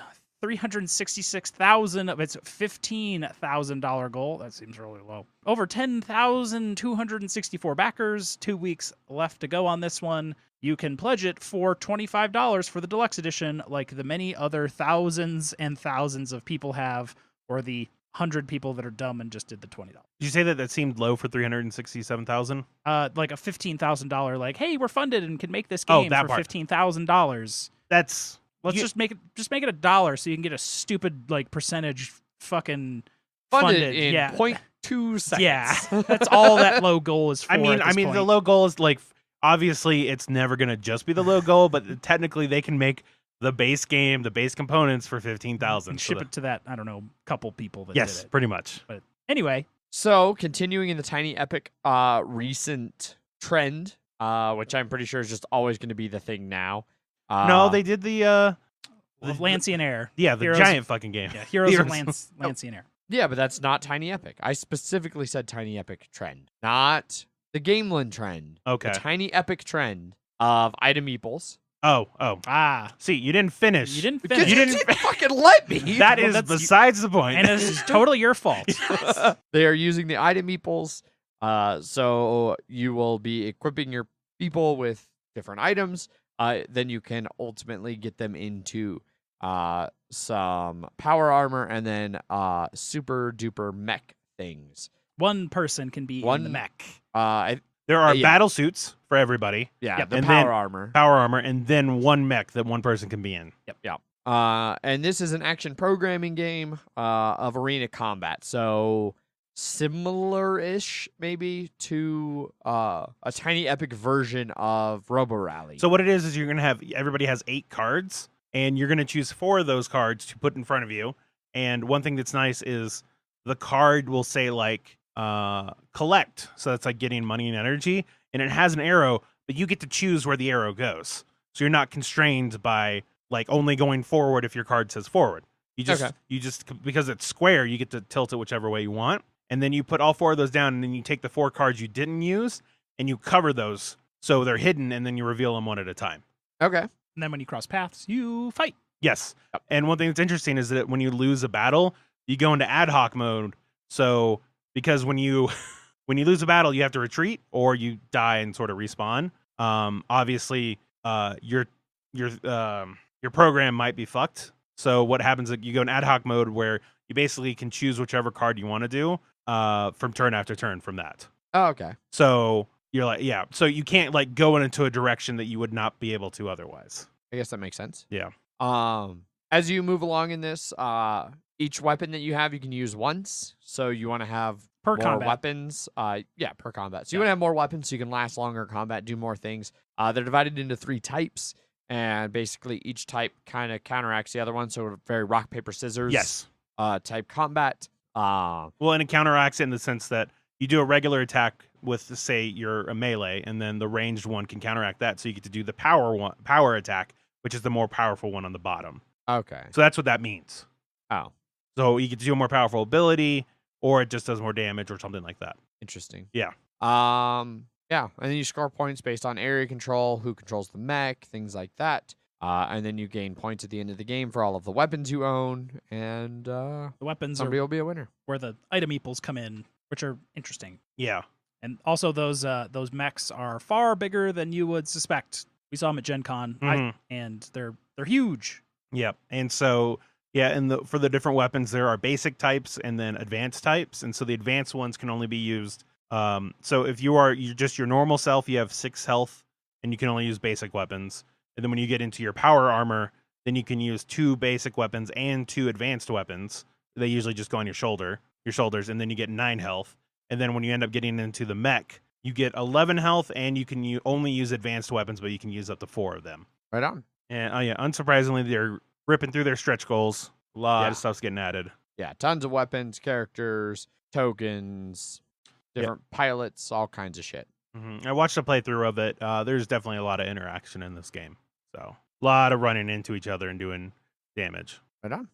And there's a rule book for this. So you can Yeah, you can actually read through the rules. go and check out the rule book, Indeed. which are usually okay. Yeah, that's Tiny Epic Mechs. And that's it for Kickstarter. That is indeed it for Kickstarters. Which, now that news and Kickstarters is done, brings us over to Jeff's favorite part of the show. Of course. Emails. Emails at milehighgameguys.com if you would like to send us an email. First email comes from John. How tastes change. Hi, Mile High Game Guys and Nickelback lover. I'm so glad this is a thing. A few Fridays ago, I took a stroll down memory lane while on a road trip. I re-listened to episode Double Aughts, number 0. I was humored by the following quote, which found around the 34-minute, 18-second mark of the episode. Cool Mini or Not has a direct line into my wallet. Adrian, a.k.a. Nickelback lover, Richardson. How times and tastes change. Also in the Gen Con episode, Jeff and Zach questioned if I had the promos Terraforming Mars. First mention. I think it actually is. It is, Yeah. yeah. Congratulations. Of course, I ordered a magazine from Europe to get the promo card, and the article on A Feast for Odin wasn't bad either. Isn't that what you did too? Yes. Yeah. Nice. Yeah. I think he might be the only other person I know, personally, that has all of the Terraforming Mars promos. Ooh. Seems about right. Does Cool Mini or Not have a direct line into your wallet anymore, Adrian? Nope. Nope. Which somewhat due to changing tastes. That's not inaccurate. But also, to say. is it a bit of the lessening of the wallet too? Also lessening of the wallet. Also, that was back when they hadn't fully embraced The dark side? abuse the shit out of FOMO and Kickstarter exclusives, and like each edition of Zombicide, they just kept going further and further along, and then as they did more things outside of that, and there's more and more and more. I still do like a lot of the stuff Simon puts out. I will give them credit. It's in their fucking name, Cool Minis. Mhm. They do a shit ton of cool minis. A lot of their other published, like their They're non-Kickstarter games. Their non-Kickstarter line. They've got some great stuff there. Grizzled, Unfair. You know, which Unfair went through Kickstarter, but it's like not Yeah. necessarily them. It's Good Games Publishing with like They published it. from Like, published by yeah. Simon. So a lot of other stuff. They still do a lot of good things. But yeah, some of that trend is also definitely shifting tastes. is there anything that has a direct line to your wallet? Splatter. Does Splatter have a direct No. line? Yeah. No, because if Splatter had a direct line to my wallet, I'd own every Splatter. He would have busts somehow. What was the last new Splatter? Food Chain is their most recent. Okay. And that was 2015? 12. 12? Sounds, yeah. Older? Um. But when that next new one comes out, Oh yeah. The closest to a direct line to my wallet, I would say, is Ego Griffin and Vital yeah. Lacerda. Okay. Like together, especially a little. So you tool on backed top of that. Escape Plan then? God, no. That's why I said closest. I wanted to. And in fact, that it was definitely like they had the line to my wallet and they tugged and they got a dust bunny.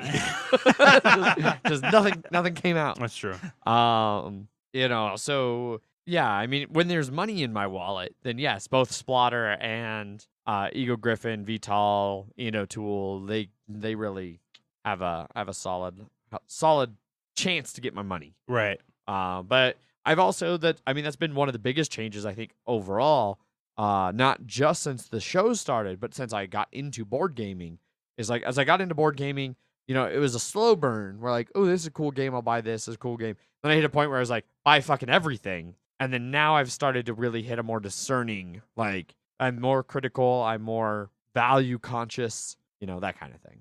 So, but yes, I remember very clearly that I actually remember sitting in the kitchen, microphone stuck in an Nalgene. Yep.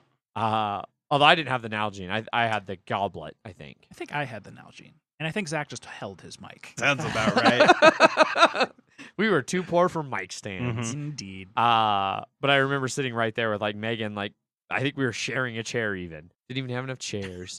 But I remember saying like, "Oh yeah, Simon, straight line to my wallet." So I did at the time. I was buying every fucking Zombicide thing that even remotely hit the market. I damn near backed Massive Darkness. I'm glad I ended up not for that. Only gave them $1 for that one. That was the last $1 I gave Simon. I gave them $1 for that one too, and then I was like, I can't do that one. But yeah. So, yeah. Thanks, John, for going back and listening to the old stuff. Mm-hmm. Can't imagine how bad that audio quality sounded. Next up on emails is David. Worker placement episode. I am a $2 a month patron, and I got 2 things to say about this episode. 1, how could you leave off Pillars of the Earth? Great game and choice between placing dudes early but expensively, or having more choices, or placing later, having cheap placement but being stuck with maybe less ideal spots is great. It can't be that none of you have played this, right? For shame, if so, classic for a reason. I feel the shame. Shame hits hard. Never played it. I actually do feel despite their sarcastic answers. I actually am ashamed to say I have not. Yep. I have not played. It is because, at the very least, it's because we have not played it. Yes, and none of us own it. Yep.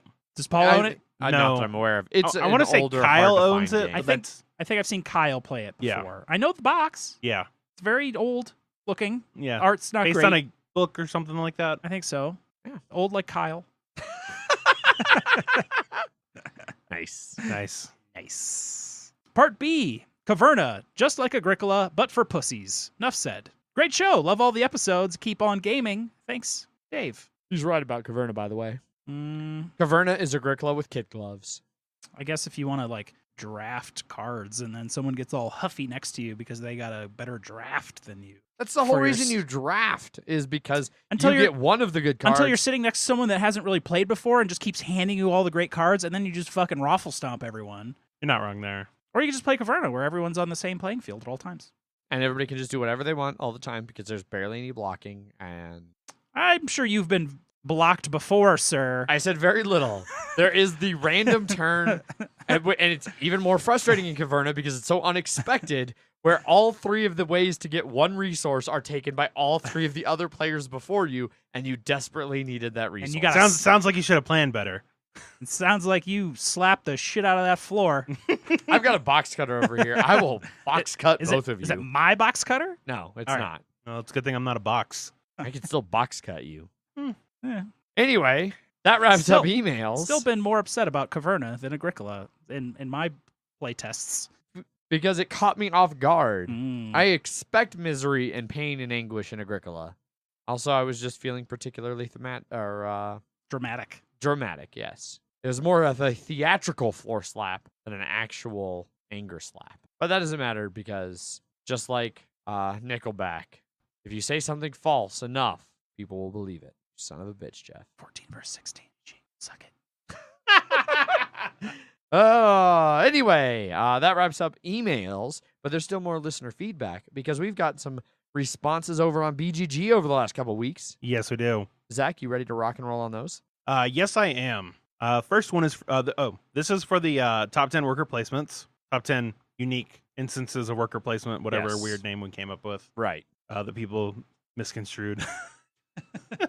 Camille says, Agricola, what's not to like? Nearly infinite replayability / expansion potential, multiple paths to victory, and at the same time, gameplay tight enough to keep you engaged and help weed out the weak-willed. In addition, I consider this to be one of the most thematic games I've ever played. The revised edition in particular. Mechanics blend perfectly with the theme. Every worker placement spot makes sense.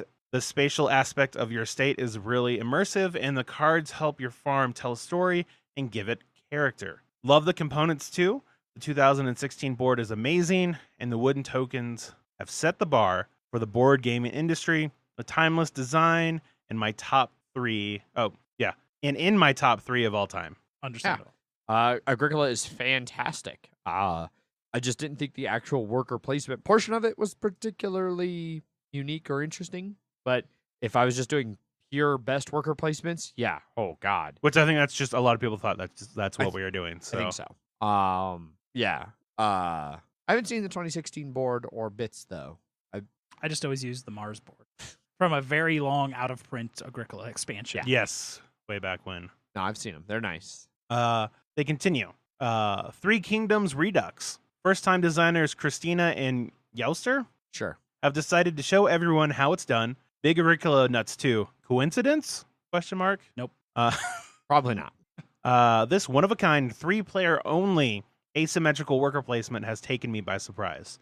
It covers all the bases. Unique theme, good graphic design, and solid basic mechanisms with a few interesting twists. Players bid for the worker spots instead of just taking them, with each worker having different strengths, weaknesses, and a special ability to boot. To top it all off, there is the Alliance token, giving the game a unique dynamic with weaker players collaborating against the leader. TKR also offers some great replayability thanks to a diverse pool of workers and upgrade cards to choose from. A real gem, this one. I cannot wait to get TKR to the table. It'll be a review before the year's out. 3-player only. There's 3 of us on the show. Worker placement. I love worker placement. I own it. I have it. I'm desperate to get it played. It's going to happen. Bet on it. Review before the end of the year. That's as much as I'm willing to commit to.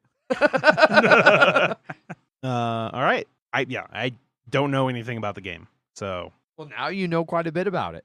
I've instantly forgot everything that they said. As long as I can be Blue Boo. What? That's in the Dynasty Warriors. Dynasty Warriors. It was the War of the 3 Kingdoms. Yeah. Blue Boo was a Blue Boo. character. Oh, okay. Now, if the game has that mechanism in there, now I'm interested. You just kill countless of nameless people and with very shoddy graphics. In the new games, they don't even attack you anymore. What? Yeah. Well, that's lame. Yeah. I'll just play One Piece Pirate Warriors. Same thing. Sure. Anyway, Mike Jones said, Mike Jones. I was going to say Michael, but I was like, oh no, this is Mike Jones. yeah, no, that's like an ongoing question, like joke thing with Megan and I. Be like, oh yeah, it was a game night and I got to play games with Mike Jones. She goes, who? Mike Jones. Mike Jones. Underrated. Spirium. I don't know what it is. So Yeah, I don't Correct. really know much sounds about like Spirium. correctly underrated. Right? Correctly rated. Stone Age. Holy shit. Holy shit. That Anniversary Edition, though. Holy shit. Which we didn't talk about because also none of us have played that one. Yeah, but it's one of those intro worker placements from what I've heard. I've heard really good things about Stone Age. I've heard there's a starvation strategy where you're just like, fuck feeding them. I'll just do other shit instead. Overrated, Lords of Waterdeep. It has become Superfluous. overshadowed. Yeah, by other there's so games. much more that are good intro to worker placement now that Champions of Midgard. I'm increasingly unsure where Lords of Waterdeep has a place in the industry. Yep. Next up, we have Derek, Agricola / Caverna, Archipelago. God damn you, Zach. Yeah. Keyflower, Viticulture, Orleans, Ex Libris, Dominant Species, and I'm tired of combing through my ratings. I think aside from the fanboyish adoration I have for Uwe Rosenberg games, my favorite worker placement mechanism probably comes from Keyflower, where technically you don't block another player, but you set the condition and increase the price for whoever else wants to take that action. In case you haven't played it before, every tile in the game is bid on.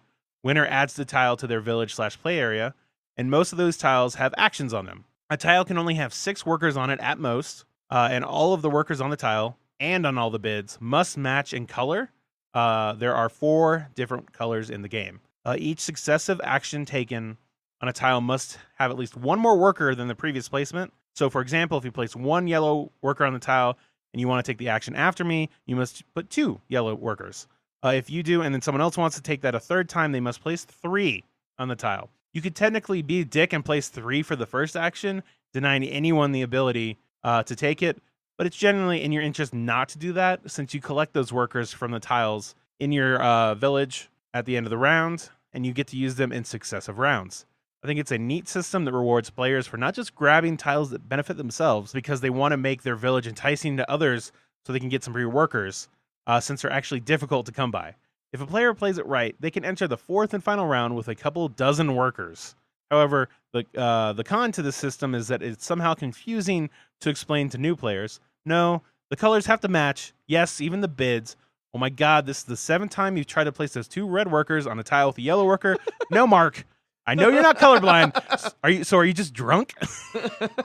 And you can end up getting fucked over by someone who throws down a worker on your tile, and you don't have that matching color. So you have to prepare carefully and plan ahead, which is extremely difficult for players that are new to the game. Also, I know how much you guys love Terraforming Mars, and I love it too.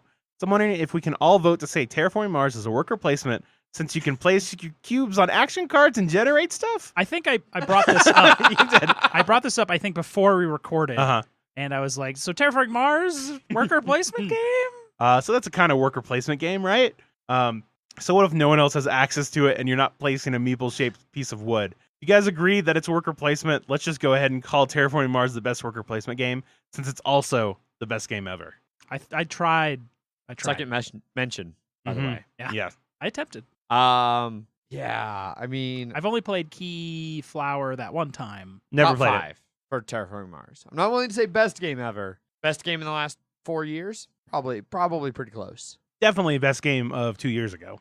Oh, yeah. All right. Steve is next. I feel like having Dinosaur Island and A Feast for Odin on the same spot is not giving credit to either for what they do uniquely. This is fuck to you, me. Zach. This is to me. It's really both you piece of shit had multiple, like, I want all of these things in all of these spots. Mine made sense. I can go back to the list and see how many games you people listed on each of yours. Oh, no. Continue reading, and I'll add these up. No, mine's. I want to say mine is at least 15 or 16. No, I fully embrace it. I told you I had some bullshit things on my list. Dinosaur Island has the numbered workers. A Feast for Odin just does number of workers, like Dungeon Pets, which I haven't played that. I really want to play that. Yeah.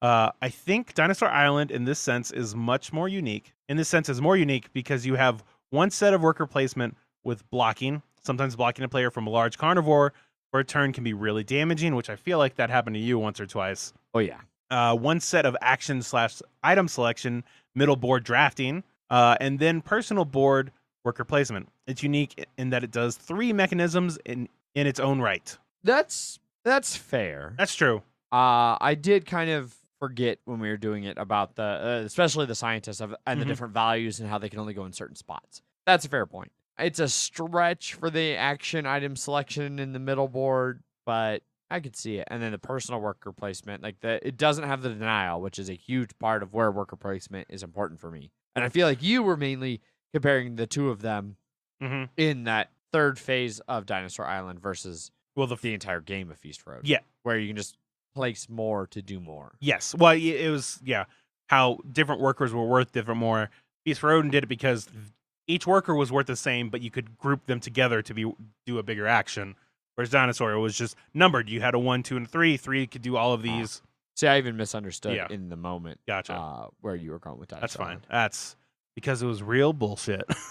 Fair enough. Speaking of bullshit, how many games did we have listed in our top 10 list? I said 16 or 17. I had 10. I'm going to go with I had 17. Adrian had 13. Okay. And Zach had 17. Called it, yeah. Games Woo! listed in his top 10 list. So we had 50 games in our top 30? Yeah. Nice. Let's see any other podcast try and fit 50 games into a top 30. That's why we're the most podcasts. Our top 10s are going to have fucking more than 10 games in it. Come on. Yeah, Jeff, pick up the... You're the only one who did exactly 10? Yeah. Way to commit. Yeah, fuck Way me. to do the bare minimum. Fuck me, right? Yeah, 100%. Not enough pieces of flair. Yeah, I was just going for pieces of flair. You beat me to it. Yeah. It's like, but I have They're not 10, required. But I have 10. You, well, Zach's got 17. Exactly. Do you just always want to do the bare minimum? Yes. Next BGG comment. Let's keep it rolling. All right. Next one is from Bryant. I just finished listening and I enjoyed it greatly. I was a little surprised to hear so much Manhattan love. There was a lot of Manhattan So love. I think I had Energy Empire on there. We all had Manhattan. I had 4 of them. I had all of them. Yeah. Yes. No, yeah. Not just the 3. Yeah. Yeah, no, because the card game can go to hell. No, it's not a worker placement. Also, yes. Oh yeah, there is a card game. Oh yeah, no, it's real bad. I really need to try one of those games in that series. When I first found the Dice Tower, the Manhattan Project was one that was always on their various lists and often praised. Also, with so much love, the Raiders in the North Sea, I expect you will all be interested in trying Architects of the West Kingdom by the same designer. I think it will be available in October or November. With Manhattan Project, I would say do Energy Empire or 2. I would say Minutes to Midnight. Yeah. Yeah, again, this was interesting uses of worker placement, Yes. not necessarily best uses of worker placement. And that's where I think Manhattan Project really did something cool. I haven't played another game that feels like Manhattan Project. It really does feel like its own thing, even across the entire series of actual big worker placement games. Like, again, fuck off the card game. So take it with a grain of salt. Like, I don't think it's like a must-play worker placement, but I do think it does something interesting, and that was worth mentioning. Yes. And yes, I would like to play Architects of the North Kingdom or West Kingdom. That's the one. We shall see. Yes, we shall. Finally, for Mark. Adrian, genuine question, not being snarky. Feel free to always be snarky, I would say. You can ask genuine questions while being snarky. In fact, that in some cases, encouraged. Yes, exactly. Why did you include Argent, even if only in your honorable mentions list, if, quote unquote, nothing about the game really stood out? It seemed like an odd choice, or at least an odd explanation. Cheers, Mark. I think I'm going to interrupt here and answer it for Adrian. Well, I think it's because I think he needs to just have most honorable mentions at all times. Incorrect. You're not. I mean, but you do. I do. Yeah. But that's because I committed to most podcasts long before, and I've been trying to find whatever loophole I can to include as many games as possible in my top 10. No, but that's not part of your top 10. Honorable mentions are mentions. You're just like... But in the episode, I want to talk about as many games as possible. That's fine. I just like to include them in the actual top 10. Clearly, Mr. 17. To answer your question, Mark, so it's because as we've talked about here with some of this follow-up questions from that episode, the episode for me, what I tried to look at games that did interesting things with worker placement. I don't think Argent did anything that really stood out in the entire game for me, except I thought it was worth mentioning the shadowing, pushing out, like the interaction between the pieces was something different and non-typical for a worker placement. I felt that deserved an honorable mention. Again, if this was a list of my top 10 worker placement games, then it would have been just a bunch of UVA and Lacerda games. AKA a boring list. Debatable. But it wasn't. This was a list for me. I really want to look at interesting uses of worker placement and creative ways to use that mechanism to do something in a game. And I felt Argent, although I don't like Argent, I don't really ever have a desire to play Argent again. I thought that the specific use of worker placement in that game was interesting. That interesting doesn't mean whether or not you really liked it, but yeah. There's a lot of art that I think is interesting that I don't get and I don't like, and it bothers me. But that's kind of the point sometimes, So it's that's where that is. This wasn't. I'm not saying and I won't ever say that I think that Argent's a good game. I don't necessarily agree with that. But I did think it did an interesting thing with the worker placement portion of the game. So that's what I was getting at. And hopefully that explanation clears that up. If not, leave us another message and I'll try to clarify more. Yeah. You can email me personally, directly, Adrian@milehighgameguys.com, if you want me to specify more things. So did not specify. And finally, this is for the root. Yes, that was the last of the top 10 ones. We got a bunch of follow-up on that one. From the root discussion, this is from Wally. Our one and only root host, I believe. Yes. Still working my way through the episode, but just wanted to mention something. In wrestling parlance, the phrase, "you people," is often used by heels, i.e. bad guys, to create distance and look down upon the audience to elicit boos, the heel's desired outcome. Just want to compliment Jeff on his very appropriate usage of a beloved term from the wrestling world. Bravo. Side note, stoked you guys dig Root so far. Would be great game for a video playthrough. Hint, hint, wink, wink, nudge, nudge. I agree. I think Root would lend itself greatly to a video playthrough. Yes. And we're taking steps to try and get that to happen. Yeah, why'd you say you people? I think I was talking about one of the other like 3 weeks ago. Yeah, it's been a while. And I never listened to the episodes. Well, obviously, because I don't want to hear you people talk. Whoa! Boo! I can use a lot of wrestling parlances. Mm-hmm. I can use jabroni. Mm-hmm. I can use jamoke. I don't think they use jamoke as much. It's more of a Chicago thing, I think. Gotcha.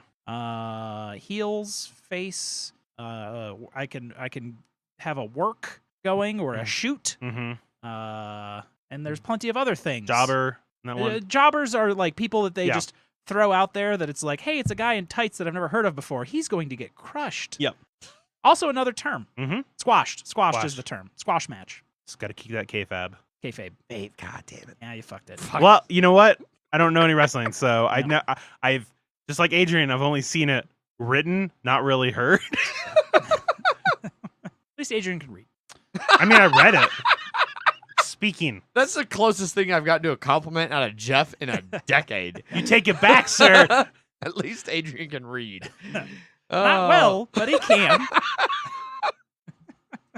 And then finally, rounding out listener feedback. It's been 2 weeks since we recorded, which means that Paulo's Corner? Paulo's Corner, there's a fair amount of activity.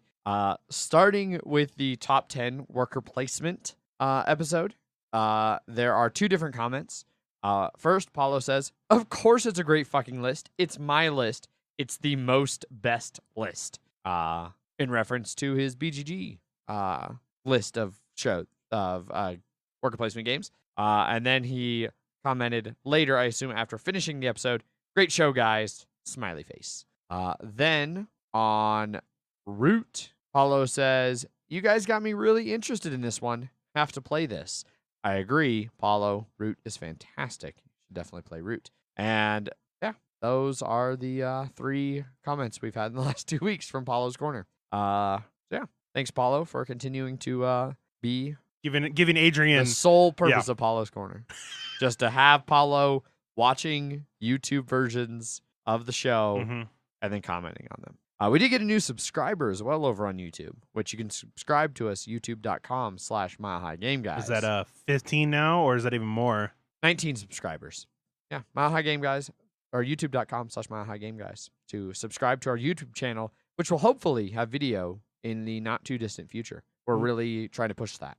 Whoa. Other ways you can get a hold of us. You can always send us emails. Emails at milehighgameguys.com. You can find us over on Twitter, where I tweet under @MHGameGuys. I am Zach_MHGG. And I am Jeff_MHGG. We have Facebook and Instagram / Mile High Game Guys.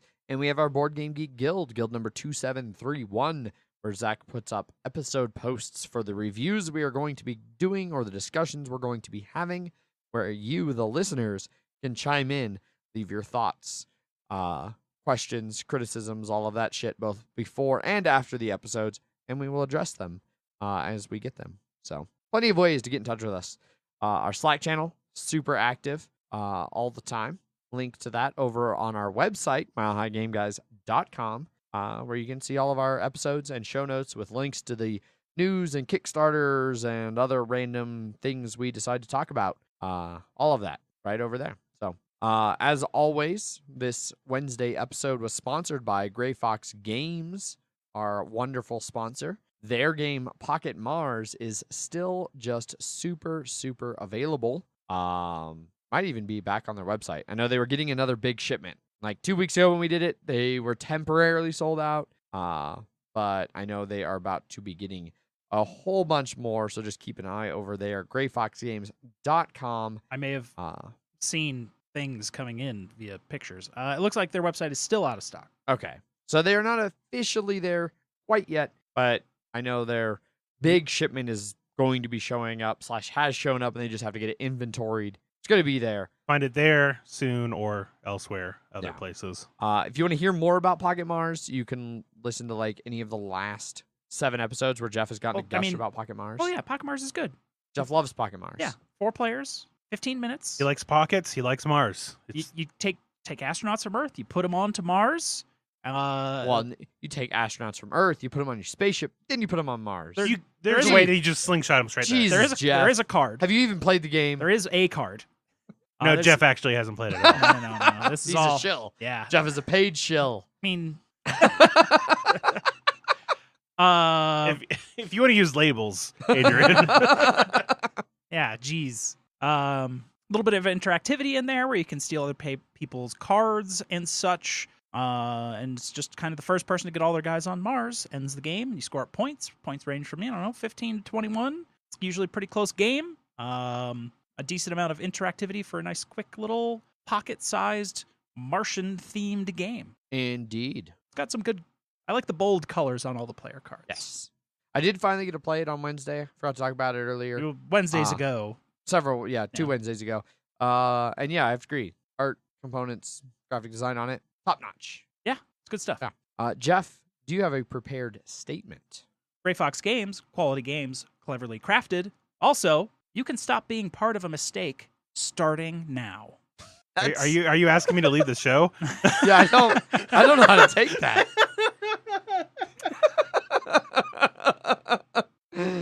Oh, well, that wraps everything up.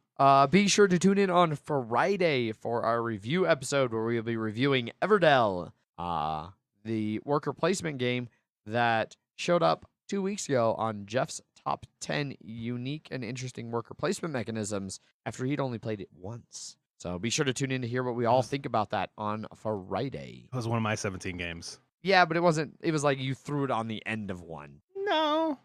Yeah. Well, that was with your Manhattan Project spree. Yeah. And Everdell was in there, too. Yeah. Yeah, because it was put a bunch of workers and then pull them back. Yeah. And you just kind of tacked Everdell onto the back end of it. I think Everdell made number 7 on our top 7 list. Yeah. With because it was mentioned fucking twice. Yeah. Well, it was also doesn't even count. It was also mentioned very high, but that's number 7. I mean, like Crusoe, Raiders, Energy Empire, Yokohama, Gallerist, Champions Midgard, Everdell. You know what I like? You know what I like is no one has said that we were wrong about Robinson Crusoe being the best worker placement. I mean, you're amazingly most unique. Yeah. Worker placement. Yeah. But anyway, tune in on Friday to hear what we think of Everdell. We don't need to rehash our last episode on this episode. You can just go listen to the last episode. Or we can just do that every episode. Oh, God.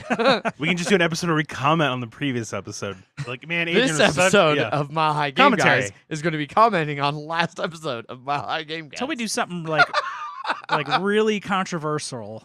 What we need to do is we need to do a commentary of the first episode and just really confuse people where we're going. When we hit episode 200, we'll just start over and start redoing all of the episodes. Yeah. I mean, we'll use the same scripts that we've always been using. So yeah. Anyway, thanks everybody for tuning in. Hopefully you have enjoyed this episode of Mile High Game Guys. Tune in Friday for that Everdell review. And yeah, that's about everything. As always, I have been your host, Adrian. I am still Zach. And I'm exhausted, Jeff. Indeed, we all are. Bye. Bye. Bye.